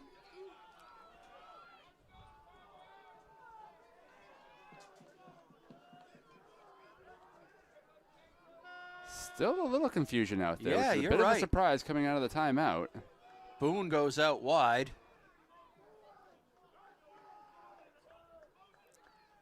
Handoff. No. It's to Boone. Boone's got it. Down the sidelines. Caught by Lewis, but what a great fake by Arneson. Yeah, it was a great play fake. It was very deceptive. It definitely fooled all of the Dragons, but why are you going for it? As great as the fake was, Yeah. if he throws to the outside, he runs up 14 yards, good luck. It can happen. But to leave Ty Boone one-on-one coverage outside is the worst mistake you could have made in that situation, and he made him pay. I mean, Lewis is the best they have covering Boone, but one-on-one, Boone is very difficult. But Arneson had to make the pass, and he did. He did. He dropped it in there. He gave, Boone had a lot of separation. It did help Arneson out, but Arneson put it where he needed to. Yep. Handoff. Wenley doesn't pick up too much, maybe 2 yards, 3 at the most. Carried by Truls Wenley on the play. No, we talked about Truls falling forward. He did a good job of that again. He was Yes. wrapped up by 3 or 4 guys. Not a huge gain by Fryeburg, but it would have been easier for it to be knocked back a yard or two, so he picked up what he could out of it. He's got those big, wide shoulders. See, he's kind of smaller at the hips and wide at the top, so he's got that upper body strength. Yeah, he and Nagy are definitely the hardest hitting of the running back core that we have. They're not quite as shifty, but they go in, and they can make a shift. We saw it in the first half. But Again, Wenley. And this time he bounces off one tackler, but he cannot avoid the outside rush. yeah, it looked like that was Ethan Carr. Again, Ethan, maybe not. I'm going to take that one back. That How looks about like, Caleb Connor? Yeah, that looks like Caleb Connor. I saw the 5. I didn't see the 7 on the other side of Exactly. It happens, believe me.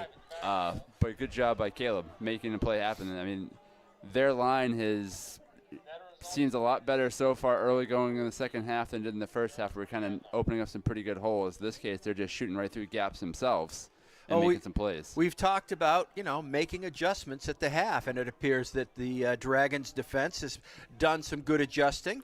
The other interesting adjustment is, we saw games in the early half of the season where Arneson was come out in the first half, be the quarterback. Then we see Ty Boone take a lot of direct snaps in the second half. We're seeing the opposite today. Just the opposite, yep. Arneson throws. Wide open. He's got Hazelwood. Touchdown. Robbie Hazelwood had to reach out for it, but he was there, and so was the ball. Nice pass by Arneson. Touchdown Raiders. And a lot of confusion by the Dragons defense. I mean, we talked about them being better than a 1-5 team. They didn't show it on that play because they had 3 guys there. They weren't covering anybody else. And Hazelwood still slipped right through all of them. Not one of them went with him for a wide open touchdown. So Carter with Boone to hold.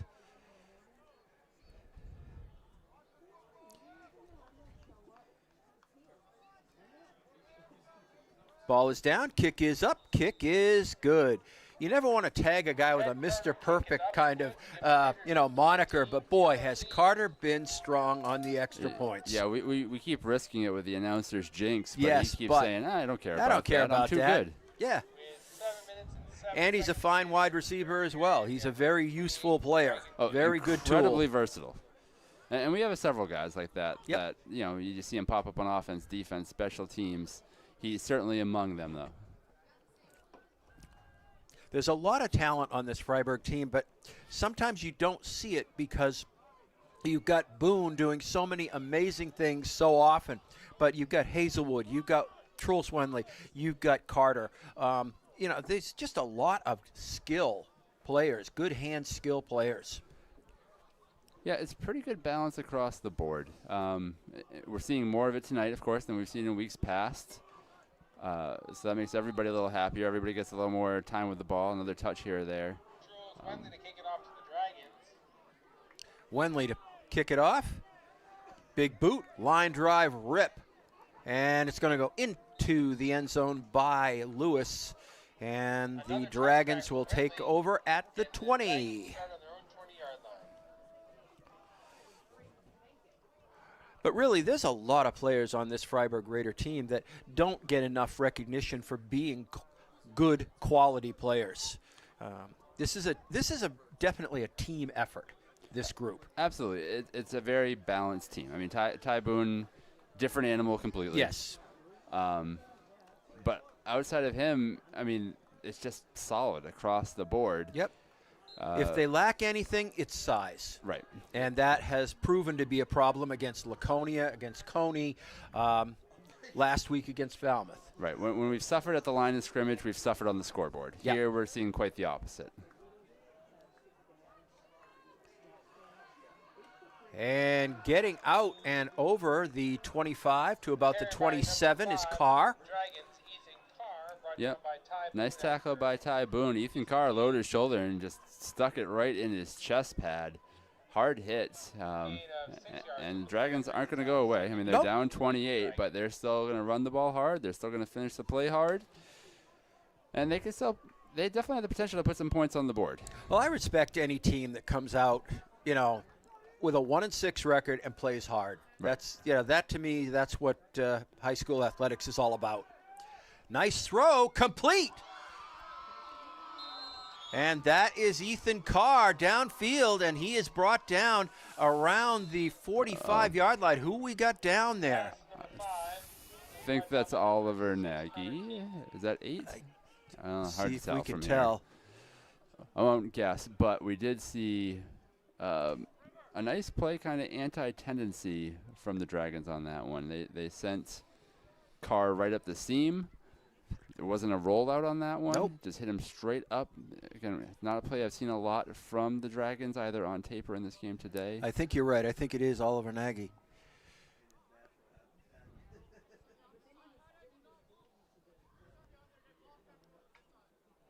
Coach Turner out there, trainer. I believe the trainer is Jess Werner. Never want to have to use her name. No, she does a great job. Nagy is up, and we'll see if he needs some help walking off. His teammates are going to give him an assist, or he may come off on his own power. He's a little unsteady, but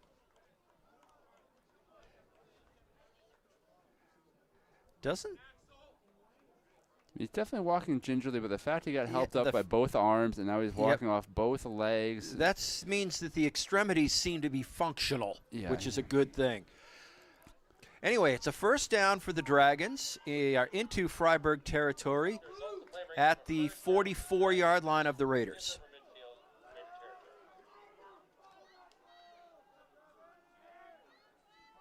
Pitch. This is McMaster. McMaster runs headlong into a couple of Raiders at the 40. Gain of about 4. Carried by number 24, Christian McMaster. Yeah, no Marfeliz with a good tackle. Right at the sideline. 27. Dragons are showing a spark, though. I mean, they are. That's several plays in a row. They're running the ball. They're getting downfield before first contact happens, and then they're finishing the run strong. 2nd and 6 for Brunswick. McMaster and Carr in the backfield. Give us to Carr. Carr bounces off one man and bounces right into the arms of 4 Raiders. Yeah, so I think the first one there was Charlie Scott. But like you said, he had an army of people behind him after that first contact. Alim Adamoff was one of those that was right there and had him wrapped up. See if we can catch some more numbers there. And you can see on the sideline, Oliver Nagy did turn his ankle on that one. Jess is taping him up on the sideline. So hopefully nothing that lingers too long. Zane Tully was also in on that tackle. Pitch. Oh, halfback pass. Yes. And he was right there and broken up by Boone and it looks like Connor Keaton. Halfback And unfortunately, I think that's Lewis down at about the 10. incomplete pass. Yeah, so Fryeburg did a pretty good job staying disciplined on the halfback pass. It's very easy to watch your eyes shift in the backfield, take a few steps forward, and then get beat behind. Ty Boone broke up the play. We had another Raider in the play as well. And again, we got the trainer back on the field. Hate to see it. Yep. Coach Turner was the first one there, making sure that everything was at least getting started with Lewis. And I'm pretty sure that is Lewis down there. Interesting choice of plays, and the pass was right there, but he was double covered. Yeah. It was worth a shot, right? Continuing to mix up the looks. You know, you can't just toss it to the outside every time and hope it's going to work. Going for the pitch to the outside where you've been running the ball with some success. Yep. It had a good probability to work. It is Jacob Austin, number 3, not Lewis. My apologies to the Brunswick fans who are watching. If they were concerned. But Lewis is fine. He wasn't in on the play, but Austin is up and going off under his own power. So yeah, and all is well. He trotted off the field and looked pretty good doing it. I mean, I think he hit the ground pretty hard on that one. The way he was backpedaling, that definitely happens.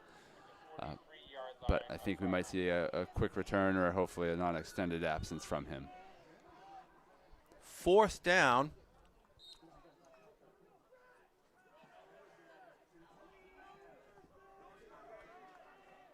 Long ways to go here for the Dragons. Brown, straight drop, throws, complete. That is Lewis. And he's got himself a first down. Ball is loose and on the ground. There's definitely been a fumble, and the refs are saying he was still on his feet, and the ball is going to go to Fryeburg. So Lewis is a big, fast target. He is a very good receiver out there, trying to do just a little too much. Yep. Watching that on the replay, the ball was just ripped out of his arms. Ted Carter was right there and picked it up. Yeah, I saw Boone had a hand in. He might have been part of the strip. Ted Carter, clearly the fumble recovery on that one. I mean, you just had a big catch. You've got 4 Fryeburg guys on you with no support downfield. I love the effort. Yeah. I'm never going to chastise somebody for effort, but that's the time to go down. Yep. He had himself a big first down. The Dragons would still have the football right now. Right. But you're right. You can never fault a guy for giving the effort. He's just trying to help his team get back into the ball game. And he sprung open a couple times in that receiver position. He is definitely a very capable threat out there. This is Wenley, I believe, going right up the middle. Might have gained 1 yard after a lot of work. Carried by Truls Wenley. Gain of 2 yards on the play brings up 2nd and 8. Yeah, a couple guys getting banged up. Eddie Yin just called his own number off the field, and he's been doing a good job blocking all night. So. Jameson Witchley comes in. I am eminently familiar with the Witchley family. His older brother Grayson, a good friend of mine, goes to Kennett, or went to Kennett, now in college. That's great. Great hockey player. Oh, good to hear. What's not great, though, is there's not enough room on that trainer's cart. That's true. That's not good. 2nd and 8.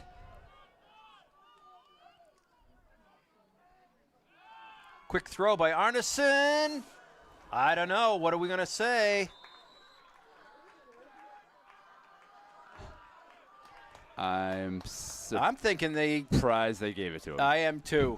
I'm really watching the replay on this.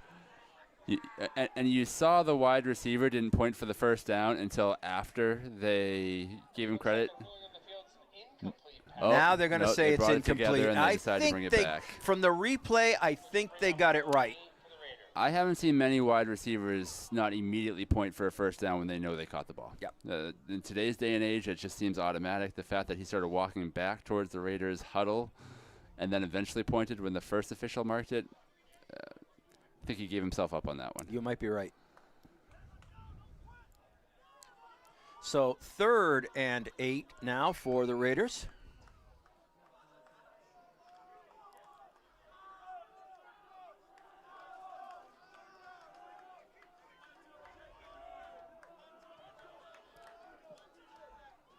Looking, throwing, complete.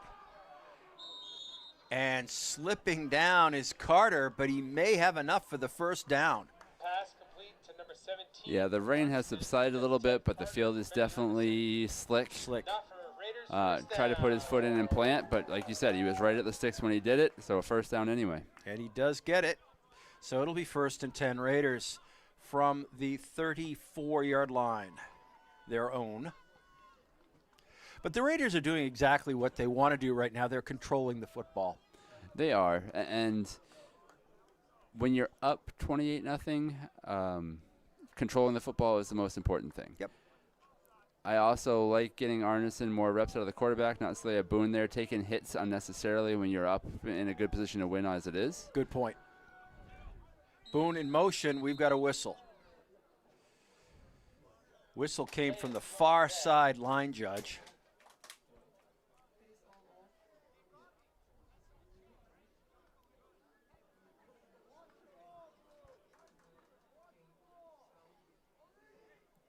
And Penalty on the play and False start. Yep, against false the start. Raiders, which will bring up 1st and 15. loss of 5, be 1st and 15.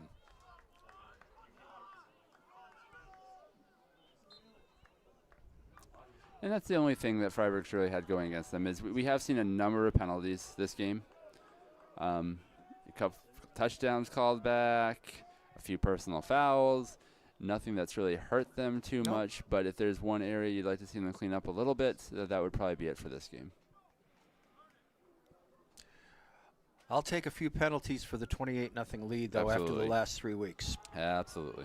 when they were committing penalties and losing at the same time. Arneson looking, throwing, it's tipped, and it's going to fall incomplete. Carter was the intended receiver. He was coming across. Yeah, and Arneson had 2 good open options. So Carter was open. He did have some space to work with. Robbie Hazelwood kind of laid back. That could have just been flicked out to the flat on the right side, and he would have had tons of space. Good run routes, but good job by whichever the Dragon defender was who stuck his hand up. Yep. Because he probably prevented another first down. And we've got Oliver Nagy running along the sidelines. He's testing out what is either a knee or an ankle. It was the left ankle. I saw Jess taping him up on that ankle on the sideline in between plays here. So this is one of the great things about having a color guy is I can't watch everything, and you can see things that I have to look elsewhere. Awesome. And we've got a whistle. And I think we're going to have something against the Raiders here. Flag came from behind the Raider line. I was say, I think it was a delay of game because I saw Arneson patting his helmet saying, yep, that's on me. So let's going to back him up 5 more. I'm going to go back to Oliver Nagy. It's senior night. He's showing a lot of grit. He wants to go back out there. I know he Coach does. Turner, you're up 28-0. You're staying on the sideline for the rest of the night. I don't want to see anything that makes that any worse going into the playoffs. Correct. There's no point to risk it. I agree 100%. If it was a close game and you need that physical strength that he brings to the field, that's a different story. Yeah, but it's 28-0. There's absolutely no reason to Great put player, him back in the you game. want him on the field, but we just talked about their depth and some of the balance they had. Not now. Arneson throwing complete to Hazelwood. Hazelwood out over the 45 to the 47-yard line. Yeah, so I keep wondering, on senior night, who are going to be the guys that step up next season, particularly at the skill position, right? We know Ty Boone is such a big threat and such a huge part of this offense. A lot of the other guys you hear us calling out on offense at those skill positions are all seniors as well, right? Robbie Hazelwood, however, is a junior. And he has been a very consistent threat. I think he's had the best, I'll say, connection, timing, things like that with Arneson in the passing game. So I think he's going to be somebody they're going to continue to lean on, not just this season and the postseason run, but certainly into next year. Another one that would fall into that category is Connor Keaton. Absolutely.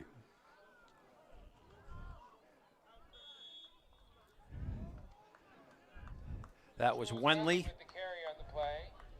Yeah, good pursuit by the Dragons. Charlie Scott came back, did a nice job sealing his man, but then unfortunately there was somebody else right behind him. Fryeburg couldn't get another guy up there, couldn't make him miss. Good tackle, short gain. And we should also mention that Benny Arneson is only a junior as well. Yep, and having consistency and extended run at that position is definitely a key thing. I'd like to see him put on another 15 pounds, though, and work out in the weight room just a bit. I think it would help, and they got a fantastic weight room here at Fryeburg. They sure do. And we've got a flag from the side judge. This is going to be against the Dragons. Yeah. Going to be an offside. That looked like 51, Leandro Miguel. He got in there quickly. He had a tremendous jump, and it was a little too tremendous. Yeah. Looks like offside. Timing is everything in football. And it's a difficult thing, right? Because getting that half a second jump makes the advantage. I mean, that gets you a step past the offensive guy trying to block you. So you're trying to time it perfectly. This time he's just a little too eager. Arneson has a little trouble with it, but gets it away complete. And guess who? Boone, all the way down to the 31-yard line. Yeah, we talked about the occasional struggles we have on the center to quarterback exchange. Good snap, hit him right in the numbers. Fortunately, there was still enough time to get the ball out to Boone. And I think part of that's because of Boone's speed. They give him such a cushion. Yeah. That gives you the time. Anybody else, they probably went up there. That play would have probably got blown up from the start. Yep. That is the end of the third quarter. Raiders put a touchdown on to take a 28-0 lead.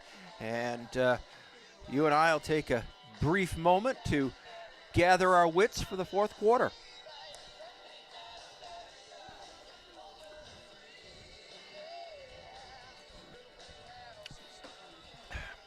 And while we do it, I mean, let's just call it the seniors again on senior night, right? We have a moment. Go ahead. Right? Call him out. Ty Boone, we've said his name a million times. Merrick Ikazili, unfortunately, we haven't called him name. He's been on the sideline today. I think he's working his way through an injury. Hopefully he can come back for the playoff run. Peter Bruno, Oliver Nagy, Ted Carter, Truls Wenley, Nomar Feliz, Nathan Chandler, Camden Blake, Zane Tully, and Alim Ayatamov have all been doing a great job tonight. They have. And also, you have to make a note that that's a lot of seniors not coming back next year. So Coach Turner and his staff are going to have their work cut out for them next fall. Yeah, it's 12 guys, and it's not just 12 guys. I mean, no, it's not just the people 12 on guys. the sideline. It's the guys that are out there every single series, almost every single play. Correct.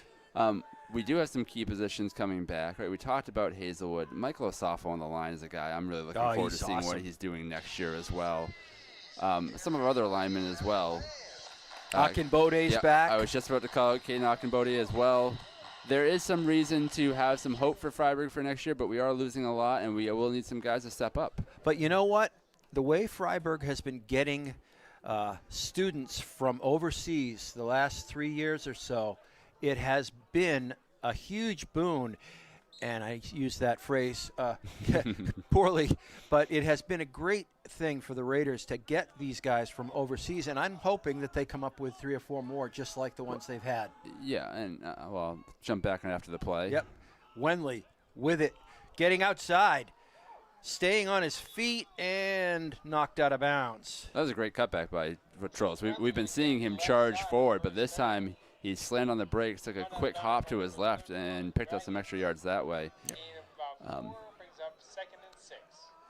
I was going to say, I'm assuming Ty Boone's going to be an all-state player. He should be, right? Yeah, it he certainly seems has to unquestionable to me, and talking to some of the other road staffs when we've, in Falmouth last week, they think the same thing.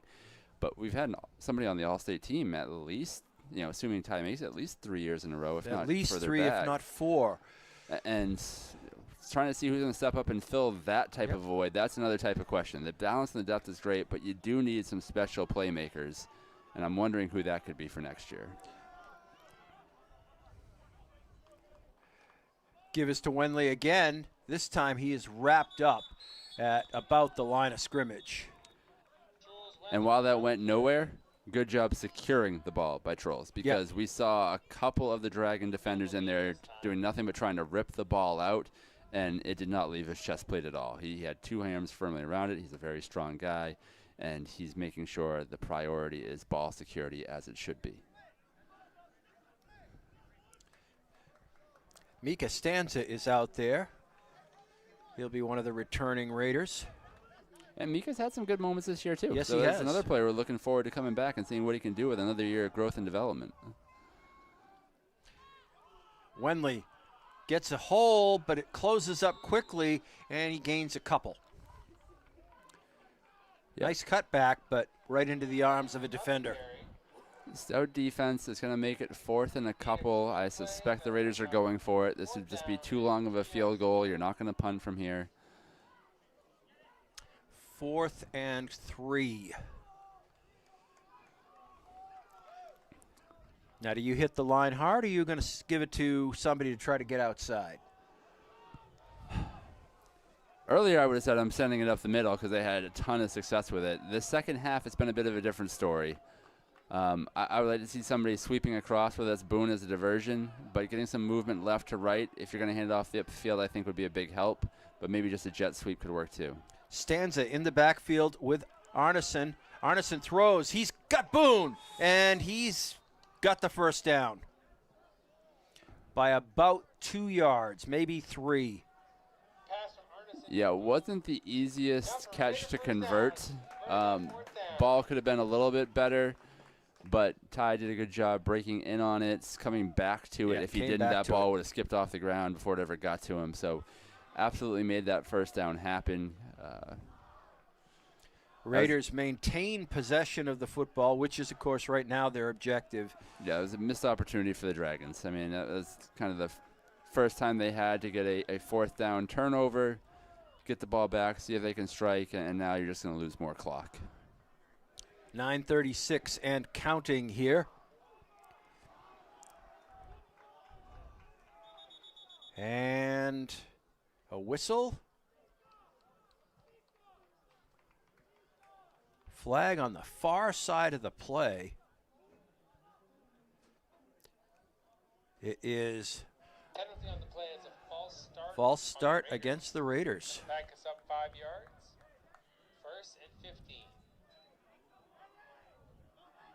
Yeah, and Coach Turner's a little hot because he had people not in the right position to begin with. That kind of, while they were trying to get the players in the right position, it was taking longer to get everybody in place. The line would get a little antsy when that happens. It leads to a jump. So we talked about the flags. Yep. Hasn't been the cleanest game by the Raiders. You said it earlier. We'll take the 28 points. But if you're going into playoffs, those types of things will make a difference. Yes. Also, we seem to have at least, there's a nice throw, complete. Boone. Yeah, he's gone. In for the touchdown. Ty Boone from Arneson. Short pass from Arneson. Yeah, I felt bad for Jacob Austin out there in isolation with Ty Boone. He had about 3 yards of separation, and that essentially gives you no chance to making the tackle. He did a better effort than I would have. I mean, he got a hand on him. I wouldn't have been close. But that much space and distance, Ty is just too good. We've seen it over and over again. Carter going to try and make it 35-0 here with 8:47 on the clock.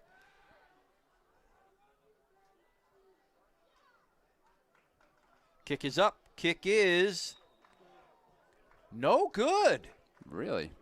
Little wide to the right. Well, we did it. We did it. We managed to jinx him. So 34-0. That's right. If you're going to miss one, you want to do it while you're up 34-0. Absolutely. We'll save that for next week or the Correct. playoffs, whenever the next game is. But one thing that I have been very pleased about tonight, we touched on it earlier, is that the ball handling between the quarterback and the center has been much better. The handoffs have been much crisper. Overall, that seems to be something that they've worked on and maybe work the kinks out. Yeah, we've seen a couple of bobbled snaps, but they've all been right where they should be. Yeah. I mean, it's not trying to pick it up around your knees. That's going to happen from time to time. It seems to happen a little bit more with us than it does with some of the other teams, but nothing that's cost us like it has in weeks past. Kiefer Gilligan hustles on, number 32.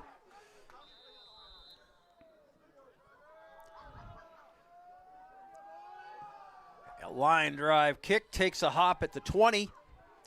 Picked up by McMaster. McMaster breaks a tackle. McMaster breaks another tackle. And he is brought down at the 46-yard line. Nice return by Christian McMaster. Yeah, he broke 2, maybe 3 tackles on that one. Fryeburg definitely had chances. And you hear a lot of noise out of the Dragons sideline and their fans, and all the credit in the world. I agree. You're down 34-0. You're on the road in what's been a somewhat rainy on and off night. It'd be pretty easy to be down in the dumps and be kind of quiet on that sideline and know that they love that effort. They love the break tackles. And I'm glad to see it. As I've said earlier, a 1-6 team that came to play football. Absolutely.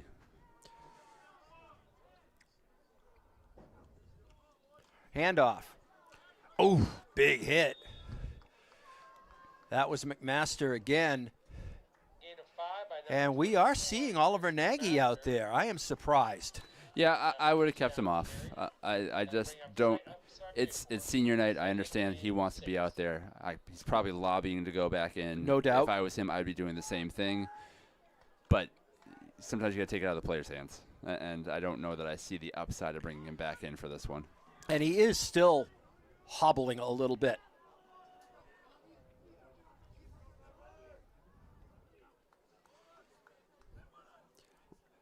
And it is McMaster cutting, staying on his feet. Wow. And he's just looking for people to hit. He is. He's carrying the ball, and he says, I'm not gonna run around you. I'm gonna run through you. No, he took a step towards the sidelines just to put his shoulder into somebody. What it looked like. He had clear space in front of him, and he said, nope, I'm going to try to knock you off the spot. Then I'm going to run upfield, try to knock somebody off. Yep.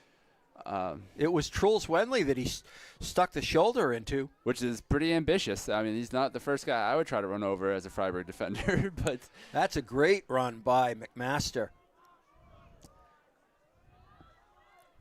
First down on about the 20. Carr. Haven't seen him too much this second half. He was the first half runner. McMaster's kind of taken over the ball here in the second half. Yeah, Carr's speed to the outside has been somewhat well managed by the Raiders. They've done a good job trying to seal off those edges for the most part. But it's a nice change of pace. I mean, bash him up the front, send it outside. Now you're going to keep him guessing. Fryeburg doesn't know exactly what's going to come up on the next play, especially in the second and very manageable. 2nd and 4 here. McMaster. Not this time. Yeah, Michael was there. Michael Asafo, that is. And he is something. I love the efforts by me. The Dragons running back, trying to just run into people, run them over. That is the last guy you want to try to run over on the Fryeburg Raiders team. It's not going to work. Yep. Loss of a couple. 3rd and 5. Pitch. That was number 33. Yeah, and I think he has it. I think you're right. I'm looking for him on the sheet. And Aiden Jackson. Yeah, Adrian Jackson. A senior from them. I don't think he's touched the ball tonight, but big guy with some speed. Definitely put his head down, get some good blocking up front, was able to pick up the first down fairly convincingly. So it is a 1st and goal for the Dragons with 6:13 left on the clock here in the 4th quarter. And they're in. Yes, they are in. That was Christian McMaster again. I mean, no surprise there. And I would keep feeding him. I mean, he's been very effective on this drive. He's been effective on some of the other plays in this half. Just keep giving it to him when he gets sledgehammer up the field, make Fryeburg make a tackle, and he was able to just burst through on that one. Yep. And some helmet tapping going on in the end zone. Raiders saying, nice run, McMaster. You're having a good game, bud. Yeah, they respect the effort, the hustle, and just the strength that they're showing. You've said it multiple times. Not the best record. They're going to go home with another loss, but they're absolutely showing no quit on the field. I love it. This is Jackson, and unfortunately for him, he just met a wall of blue. A host of Raiders team up to Believed Zane Tully was the major strike. Yeah, so Caden Akinbodi had the first contact, knocked him backwards, and allowed time for the rest of the Fryeburg to come in. But did you see the kip-up from Akinbodi after the play? Yeah, for a guy sure that did. size? I knew he was a big, strong guy. I did not know he had that type of athleticism. That was impressive. Well, at this point in this game, the Raiders are having fun. They know they've got this one pretty much in the books, and that they will get the bye for second place, which for a brief time looked a little iffy, but having this game to fall back on as the number 8 game was a big plus for the Raiders. I mean, they could have just as easily been playing Lawrence or somebody like that tonight. Yeah, if you had only watched their last 3 games, you would not be able to possibly comprehend how they could be going into the playoffs with a first-round bye. Agreed. It just doesn't make sense. Those two worlds don't exist in the same universe. Tale of two teams. It certainly has been. So seeing the Raiders bounce back, this was the right opponent for an opportunity to do the bounce back. Yep. You're going to have to see this type of effort, execution against That's the whole better thing. play. They've done it against Brunswick, and we know they've done it against Skowhegan, Mount Blue, and a tough Laconia team. Right. And Masalonsky. Right. But they got to be able to beat the Conies and the Falmouths and the Lawrences of the division. Right. And they've beat the teams you'd like to see them You should, beat. yes, exactly. They haven't been as competitive, and not only not beaten them, but just been in the games against some of those top-tier teams. And that's where things have really changed. But hopefully this is a week in that, or a step in that direction. Wenley picks up the slow punt or slow kickoff, I should say, and brings it back out to the 25. There is a flag on the far side. I'm not sure what it's for. There is a flag on the play. Yeah, Trill's got up. He got contacted. He was ready just to go down or get, call forward progress, stopped, just wrapping up the ball, making sure nobody could strip it out. Play carried on a little bit longer than I thought it would have. I thought the officials would have blown that dead because he didn't go anywhere for several seconds. And that's ultimately what led to a penalty on the field. We'll see what it is. I think there might have been some aggravation on the part of Lewis, number 4, because McMaster and now Brown are just saying, hey, calm down, be cool. Hey, it's football. Penalty is on Brunswick. Yeah, and with the that fumble he had on the earlier Yeah, drive, he's got to be feeling bad. Given the time score, last game for the Dragons, I think, time to show a little frustration. Yep. He's a junior, so he will be back. But Yeah, I was just looking to see if this was his last game. It's not. He will be back next year for them, I'm sure. And he'll continue to be a weapon. Like I said, he's a big, fast kid, runs some good routes, Yep. shows some good Good hands. hands. Raiders to the line.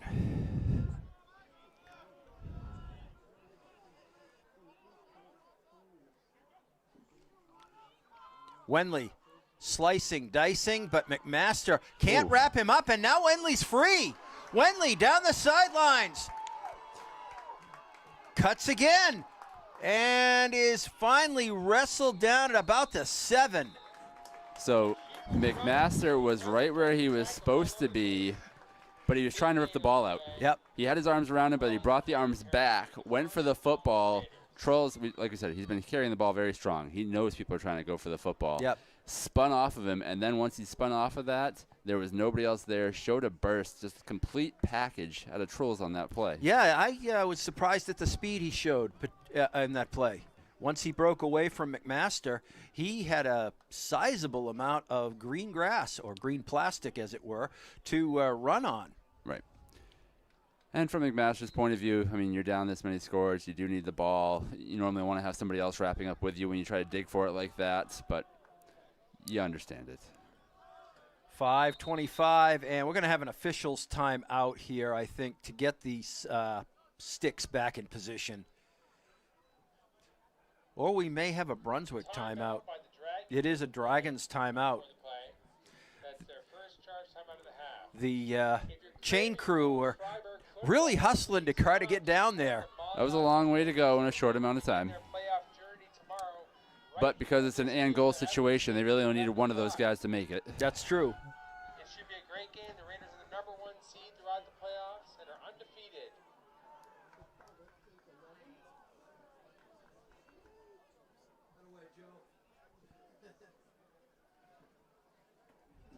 I think what the Dragons are probably talking about here in that huddle with the coach is, let's just try and play tough here. Let's not give this one up. Yeah. Let's keep the score where it is. No, I mean, you're not walking away with a win in this game, but if you walk away with the last touchdown, I mean, that's something. It makes you feel a little bit better on that bus drive home, end of the season type of situation. Yep. And when you just given up, I don't know, what was that, a 40-yard run? Roughly. So it's often hard for the defense to get back, get set, and fire off for the next play. So it is a good time to take a reset. I've been impressed with the play of Benny Arneson tonight. He's really hit some nice passes. He's handling the ball well. And that's good to see going into the playoffs. Stanza. Mika Stanza is in for the score. Almost untouched. Yeah, and the biggest difference tonight has been the line play, right? We've seen the big lines of some of these good teams like Coney and Falmouth take advantage of the Raiders the last few weeks. This one, there was a good-sized hole. Mika was able to find it, shoot it up, and I think that's also helped Arneson, like you just talked about a moment ago. It's helped everybody. When you have extra time, when you're not getting contact until you're several yards down the field instead of in the backfield at the line of scrimmage, it makes all the difference in the world. Yeah, Benny has not been pressured heavily in this game, and because of that, he's making good decisions and having time to make them. Right. The kick is up and good by Ted Carter. And Ted's back on it for a good extra point. Yep. No surprise. Makes up for the one that he missed. So 41-6 now. And the Raiders, with 5 minutes, 18 seconds left, have kind of put an exclamation point on this.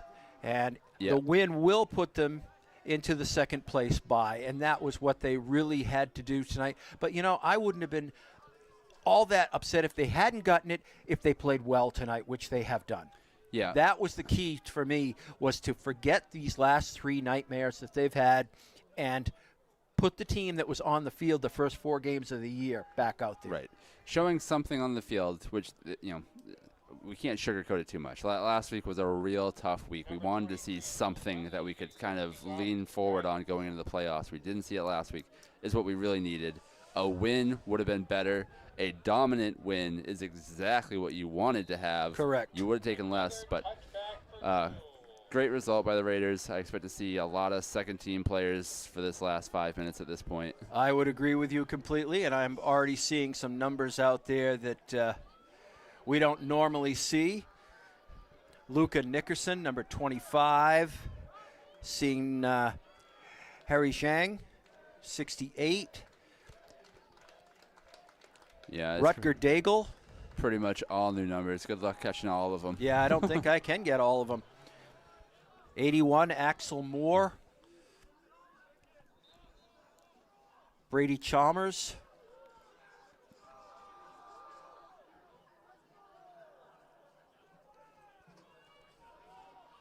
McMaster on the hoof, and he dives forward for the first down. Tackle made by, looks like maybe, let's see if I can get it on the replay. Long gain for first down, brought down by number 10, Jeremy Eckel.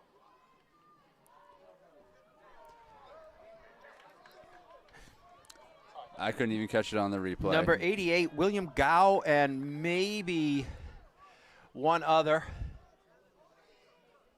And here goes Carr. He's got a lot of yardage. And he stepped out of bounds. Just barely. Number 3, Silas Sanborn, forced him out of bounds with a little dive that made him stutter step. And on the Dragon side, Bryce Sharp had a really nice block about 5 yards downfield that really opened things up and allowed for the big gain. Yeah, if Silas Sanborn doesn't kind of make him stutter step there, He might have gone the distance. He very well could have. He still had plenty of space to work. Good job forcing it back, but a couple big runs. Let's see if the Fryeburg second team can be a little stouter on defense. Pitch. This is McMaster. And he's got himself an outside lane. And it was the same two guys again, too. Yep, right? I think it might have been Thomas Wu that pushed him out, number 86. And Bryce Sharp as the lead blocker again just lit somebody up on that Fryeburg Raiders defense, created a lot of space, and they're getting some pretty big holes now. Or it could have been number 88, William Gow again. That's a long way for our eyes to see sometimes. We're getting old, at least I am. Mike's not, but give him time. I'm going to use it as my excuse as well. The rain stopped. I got nothing else left. My eyes are just plain old. Pitch to Jackson. And big hit. I don't know who hit who harder. Jackson, a big boy, just got stood up by somebody. Yeah, Jackson's an absolute load. I thought at that point it was probably going for a touchdown. So when did he got I. that far downfield. I'm waiting to see when he gets off the pile. So many guys. Hard to pick out who that was, but absolutely crushing hit. Could have by been somebody. Axel Moore.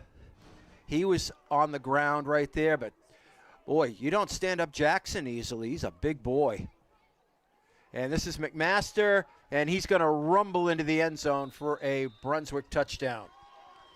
Brunswick touchdown by So number we like to see the second unit guys get some time. Yep, because they're going to be the first unit guys next year. A lot of them will be. They're taking some knocks tonight. Hey. Because that was a fairly, 10-yard, 15-yard run one after the other, right down the field. But, hey, they'll let you know what you need to work on, too, right? That's Sure. why getting this type of time is valuable, whether it goes the way you want it to or not. Correct. 1:39 left in this one. They're going for two, and They got it. he did. Brunswick converts the three-point conversion. So 41-14. Score Dragons 14, Raiders 41. With one Yeah, it was minute just a and 39 quarterback seconds. keeper up Yep. the middle. Planned draw. It was Brown on the keeper. So the fight just has never gone out of Brunswick tonight. You got to like it. No, you can see, even though it's not making a difference in the win-loss column, that was a big play for them. Yes. Right? Pride. A lot of hugs in the end zone. They know the season's over, but they're going out on their own accord. For them, it started back in the middle of August with the two-a-day workouts, and football's been their lives for the last 2.5 months. And tonight it comes to a very sudden end, but they're going out like champs. Right, and for Robert Bowen, right, he was the quarterback. He's a senior. This is it for him. You will remember the loss, but if you remember maybe your last play being a successful 2-point conversion on a keeper after you just led the team down on a touchdown, that's something you can hang your hat on for a long time. Yep. No, Bowen's been great, and I think I've called him Brown numerous times tonight, which is my mistake. Yeah, and calling other numbers we don't get to see a lot, right? Miguel Oliva on the run back, and it was a pretty good run back. Because special teams, even with the second unit, still continues to be a strength for Fryeburg.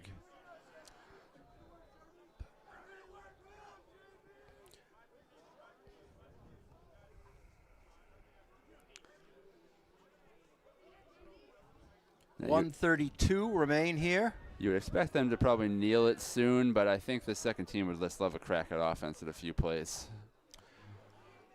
Hinchcliffe is coming in. He'll be the QB here.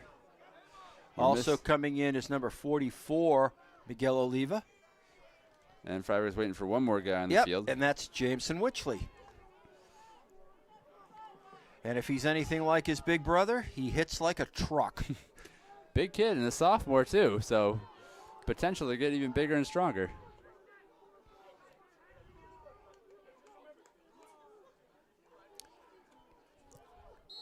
That was Chalmers taking the handoff from Hinchcliffe. By number 14, Brady Chalmers.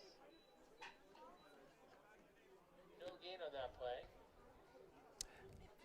And if Jameson Witchley is half the kid that his brother is, he is a great kid. I'll tell you that right now. See if they're going to run maybe one more offensive play. I would imagine they're going to start kneeling soon, but it looks like with the way they're calling in a play, it's at least one more true offensive snap in order.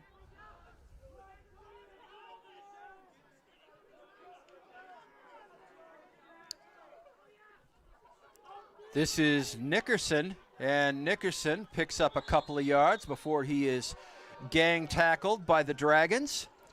Yeah, a little shiftiness there. He had to wait for some sort of a space to materialize. There was nothing when he first got up to the line, and was able to create a few yards out of it. Let that play develop. Yep. Caleb Connor brought him down, along with some friendly Dragons. 23 seconds.